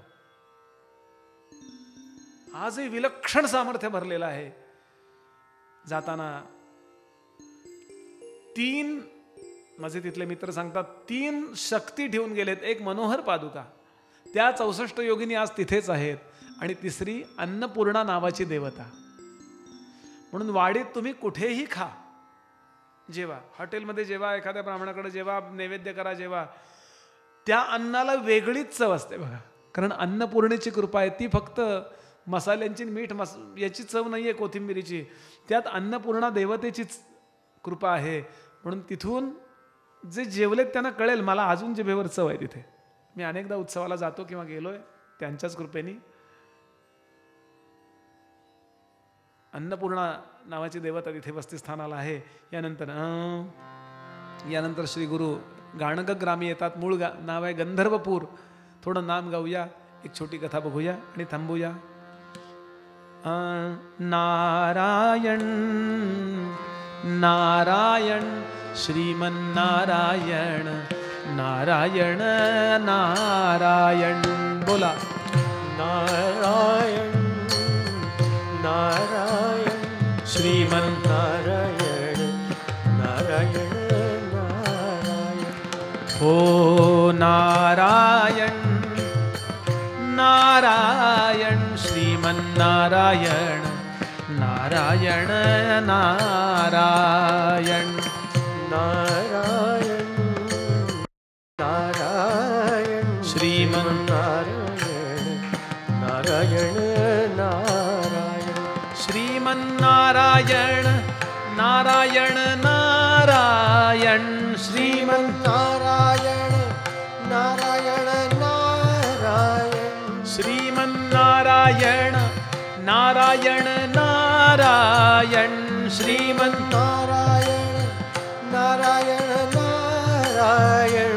हो नारायण नारायण श्रीमन्नारायण नारायण नारायण नारायण नारायण श्रीमन्नारायण नारायण नारायण. हो नारायण नारायण श्रीमन्नारायण नारायण नारायण नारायण नारायण श्रीमन्नारायण नारायण नारायण. अवधूत चिंतन श्री गुरुदेव दत्त श्री गुरुदेव दत्त श्री गुरुदेव दत्त. सिद्ध सांगतात, ऐक नामधारका, स्वामी निरोपिले आम्हासी, श्री गुरु गाणगा आले गाणगापुरासी. पण तुम्ही म्हणलात वाडीला पण असतात, हे कसं काय? अरे पुन्हा शंका घेतोय. जसे कुरवपूरहून गेल्यानंतर सुद्धा कुरवपूरला होते सांगितलं ना तुला. पण तसा काही चमत्कार घडला का वाडीत? महाराज गाणगापूरला गेले, देहानी विग्रहानी लोकांना या दृष्टीने चर्मचक्षुनी दिसण्याकरता ते गाणगग्रामी आहेत. पण इथे मनोहर होय ऐक, मनोहर पादुकांच्या इथे एक गोष्ट घडली. इथून जवळच एक दत्तस्थान आहे शिरोळ. या शिरोळला अत्यंत सच्शुद्ध असा एक ब्राह्मण राहत होता. प्रपंच सुरू झाला, आपलं कर्तव्य उत्तम करतोय, पण त्याच्या पत्नीला अनेकदा गर्भपात होई, म्हणजे पोटात बाळ राहीच ना. 1 महिन्यात झाल्यानंतर गर्भपात, काय 2 महिन्यात झाल्यानंतर, काही काही वेळा जन्माला आल्यानंतर महिन्यात किंवा 2 दिवसात 4 दिवसात बाळ मरतंय. म्हणजे एक असतं वांझपण आणि एक असतं मरत वांझपण. मरत वांझपण जास्त वाईट मानलेलं आहे. होऊन मरतायत म्हणजे कसं काय? आणि म्हणून तिनं ज्योतिषी म्हणा, मार्गदर्शन करणारे जे आहेत म्हणा, या सगळ्यांना आपली पत्रिका दाखवली आणि पत्रिका बोलते. पत्रिका याचा अर्थ अंधश्रद्धा वगैरे नसते. पत्रिका याचा अर्थ ते ग्रह सांगतात आम्ही पूर्वी काय कर्म केलंय. ते गणित आहे, लक्षात घ्या. लॉजिक आहे, ते गणित असतं की हा ग्रह इथं पडलाय, हा इथं आलाय, त्या अर्थी तुमचं हे कर्म आहे. अहो इतकं आहे की मी काही असे लोक पाहिलेत की नाडी बघितल्यानंतर ते वास्तविक आहेत वैद्य, पण नाडी बघितल्याबरोबर ते तुमची रास अमुक का विचारतात. विचारायचे नाही तर विचारतात म्हणलं तुम्ही म्हणाल द्या पत्ता, आता नाही आहेत. विलक्षण सामर्थ्य आहे बरं का यात. हा फक्त प्रॉपर मनुष्य भेटला पाहिजे एवढं मात्र आहे. नाही तर फेक जशा न्यूज असतात तसं हे फेक पण असू शकतं. त्यांनी सांगितलं तुमची पत्रिका सांगते गेल्या जन्मी शौनक गोत्र्यातल्या एका ब्राह्मणाचं तुम्ही कर्ज घेतलं काय 100 होऊन त्यावेळेला, आणि त्याला परत दिलं नाही, शेवटी तो तडफडून मेला, तो पिशाच्च झालाय आणि तो तुम्हाला त्रास देतोय. तिने सांगितलं उपाय काय करायचा. ते म्हणले अमकं करा तमकं करा, नारायण बली करा. नारायण नाग बली म्हणतात ना, नारायण बली वेगळा नाग बली वेगळा. नारायण बली करा, हे करा ते करा. ती म्हणली आमच्याकडं काही नाही हो, आम्ही गरीब आहेत हो. मग त्यांनी सांगितलं एखाद्या संताकडे जा, एखाद्या सत्पुरुषाकडे जा, तो तुमचं हे प्रारब्ध बदलून देईल, त्या ब्राह्मणाला समजावून सांगेल काय ते असायचं करेल. आता तिनं ऐकलं वाडीत, कारण तोपर्यंत शिरोळ आणि वाडी काही फार लांब नाही आहे, 1-2-5 किलोमीटरच आहे.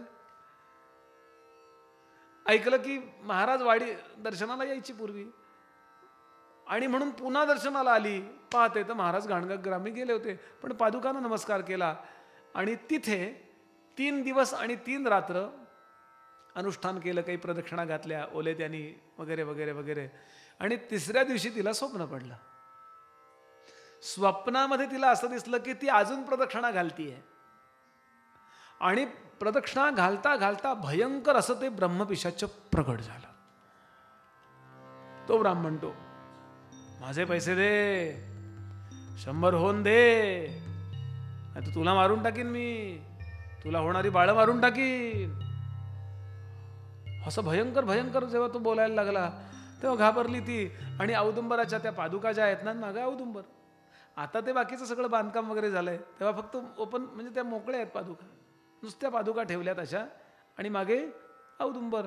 एकदम औदुंबर दडल्याबरोबर त्या पादुकांच्या मधून स्वतः स्वप्नामध्ये असं दिसतंय तिला की नरसिंह सरस्वती स्वामी महाराज प्रगट झाले. आणि त्यांनी दंड असा समोर धरला, एका बाजूला पिशाच्य, एका बाजूला ती थरथरणारी बाई आहे, असं तिला स्वप्नात दिसतंय. काय रे, माझ्या भक्ताला त्रास द्यायला काय आलास? मी इथे आहे माहिती आहे ना तुला? रागावले. भयचकित ते वनिता औदुंबरा आड रिघता, तव देखिले श्री गुरुनाथा तया पाठी रिघाली.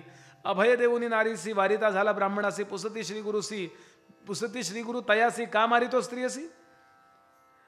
आता त्यांनी तो दंड, संन्यासाचा दंड, हा सगळीच्या सगळी जगातली शस्त्र गुप्त करू शकतो बरं का. त्या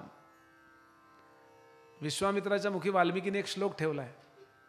विश्वामित्र क्षत्रिय असताना, राजा असताना वशिष्ठांच्या अंगावर अनेकदा धावून आलाय, आणि मोठं पाशुपतास्त्र, सुदर्शन, ब्रह्मास्त्र सगळी सोडल्यानंतर ती फक्त समोर ठेवलेल्या पलाश दंड होता त्यात अदृश्य झाला. तो म्हणतो धिग्बलम धिग्बलम क्षत्रिय बलम ब्रह्मतेजो बलो बलम बलम एकेन ब्रह्मदंडेन. म्हणाले सर्व शस्त्र समुदारुतम, सगळी शस्त्र म्हणाले गुप्त झाली, असं सामर्थ्य आहे त्यात. त्यामुळे तो ते पिशाच्या थरथर थरथर कापायला लागलं. ते म्हणालं तसं काही माझ्या मनात नव्हतं, पण तुम्ही आम्हाला पण सारखे मला न्याय द्या म्हणालं. तिच्या बाजूनं तुम्ही बोलताय, माझ्याही बाजूनं बोललं पाहिजे तुम्ही. माझा पक्षपात करताय. तिनं माझे 100 रुपये बुडवलेत की नाही, मग जर बुडवले तर तिनं द्यायला पाहिजेत की नाही नियमाप्रमाणे. विप्र बनवी श्री गुरुसी जन्मांतरी आपणासे अपहार केला द्रव्यासे प्राणचदीला यास्तव स्वामी कृपाळू सर्वांसी आमुचे शत्रूचा पक्षपात करीसी. तुम्ही यतीश्वरी तापसी पक्षपात करू नये. तिची बाजू का घेताय, माझी बाजू घेऊन तिला ओरडा ना. बरं त्याचा मुद्दा बरोबर आहे. ते म्हणाले बाळा तुझी बाजू मी या करता घेणार नाही कारण तू उर्मट आहेस. तिची बाजू मी या करता घेणार आहे की तिला काय त्यावेळेला संकट आलं आणि तिनं ते दिलं नाही हे शोधूया आपण. पण त्याहीपेक्षा ती गुरुचरण शरण आहे. लक्षात घ्या, देव न्यायाधीश पण आहे, देव आई पण आहे. उर्मट लोकांकरता, अहंकारी लोकांकरता तो न्यायाधीश आहे आणि कृतज्ञ लोकांकरता तो आई आहे. आपण त्याला कशात कन्व्हर्ट करायचं आपण ठरवावं. प्रारब्ध भोगायला लावतोच तो, पण तो ऍडजस्ट करून देतो. जसं एखादी आई शिक्षिका आहे आणि तिच्या वर्गात कोणाला तरी ताप आला. ते म्हणले जायचं नाही घरी, तापाचं निमित्त काढता आणि तुम्ही घरी पळता, चालणार नाही. मॅडम आहे समजा, ती म्हणजे शिकवते, पण तिच्या मुलाला त्याच वर्गात ताप आला तर अगं बाई जा रे, हे शिपायाला सांग याला घरी पोहोचव, याला खूप ताप आहे रे. का? कारण तिला कळतंय हा अप्रामाणिक आहे प्रामाणिक आहे. काय तिला कळतंय हा नाटक करत नाही, आता खरंच याला ताप आहे. आणि घरी गेल्यानंतर याचा ताप बरा नाही झाला तर याचा मला ताप आहे. म्हणून हा मुद्दा लक्षात घ्या, हा फरक आहे. असो, ते म्हणाले बाळा बाबा रे, ऐकोनी तयाचे वचन श्री गुरु म्हणती कोपन उपद्रव देसी भक्तजना, तू ती शिक्षा करू. मी सांगतोय तसं ऐकणार नसशील तर आत्ता साधा पिशाच्य आहेस, तुला अपग्रेड करीन, तुला ब्रह्मपिशाच्य करीन. मग 50-50 1000 वर्ष लाख वर्ष त्यांचं आयुष्य असतो, तोपर्यंत विसा मिळत नाही. पिशाच्य याचा अर्थ देह न मिळालेला वायुरूप देह. तहान लागते पण काही पाणी पिता येत नाही, भूक लागते पण खाता येत नाही, कारण देहाशिवाय अन्न जड आहे ना. म्हणून कुठला तरी देहाचा आश्रय करतात ते पिशाच्य आणि त्याच्या तोंडातून चव घेतात आणि आपण प्रसन्न होतात. ज्याचं मन कमकुवत आहे त्याच्यात तर शिरतातच शिरतात.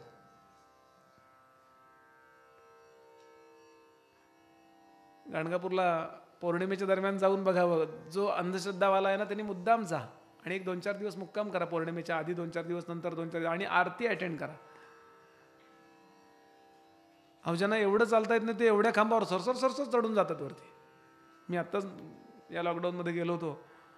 अहो इतका सुंदर मुलगा, पण बरोबर आरती सुरू झाली की करून देवासमोर लोळायचा. हो सुशिक्षित व्यवस्थित, त्यावेळेला काय व्हायचं त्याला कोणास ठाऊक. हे असा अभिनय 4-4 दिवस शक्य नसतो. आणि त्याला काय मिळवायचं अभिनय करून. आणि मग महाराजांचा तीर्थवीर्थ मग तो जरा चांगला झाला. म्हणजे माझ्यासमोर मी प्रसंग आत्ता गेल्या 6 महिन्यापूर्वी पाहिला. काहीतरी असं आहे की ते तुमच्या विज्ञानाला सापडत नाही. तुम्ही त्याला, आणि विज्ञानाचं सुद्धा कसं आहे माहिती आहे का, त्यांना डॉक्टरांना विचारलं ना की असं, ते म्हणले 1,00,000 एकाचं होतं असं, म्हणजे आमच्याजवळ उत्तर नाही आहे असं त्याचं उत्तर आहे. क्षमा करा हो.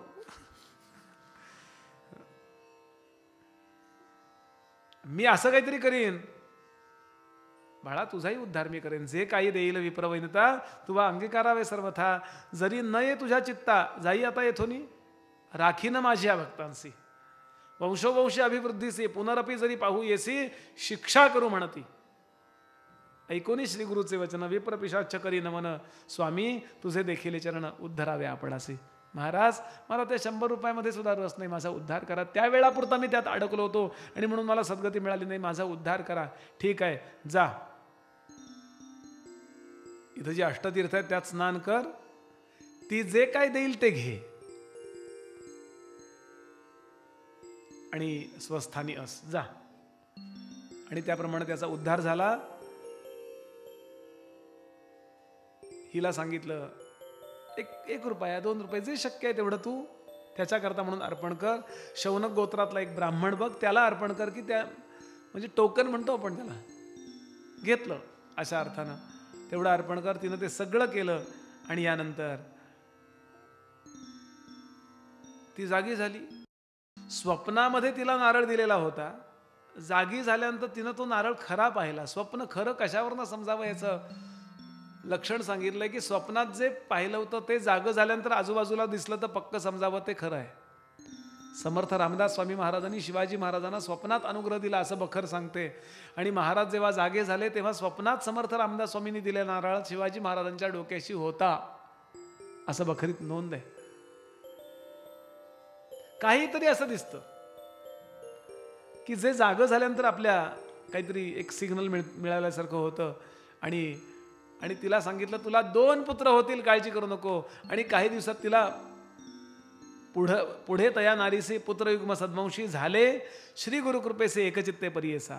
आणि 2 मुलं झाली आणि लहानाची मोठी होत आहेत ती एका पाठोपाठ. दोघांच्या मध्ये 3-4 वर्षाचा अंतर आहे. मोठ्याची मुंज करायची, धाकटा 2.5-3 वर्षाचा आहे. आणि होता होता इतका आनंदाचा क्षण आलाय आणि एक गोष्ट घडली. ती गोष्ट कुठली हे आपण 10-15 मिनिटांनी बघूया, कारण मध्ये परत तोडायला जागा नाही आपल्याला ही गोष्ट. अवधूत चिंतन श्री गुरुदेव दत्त. श्री गुरुदेव दत्त. श्री गुरुदेव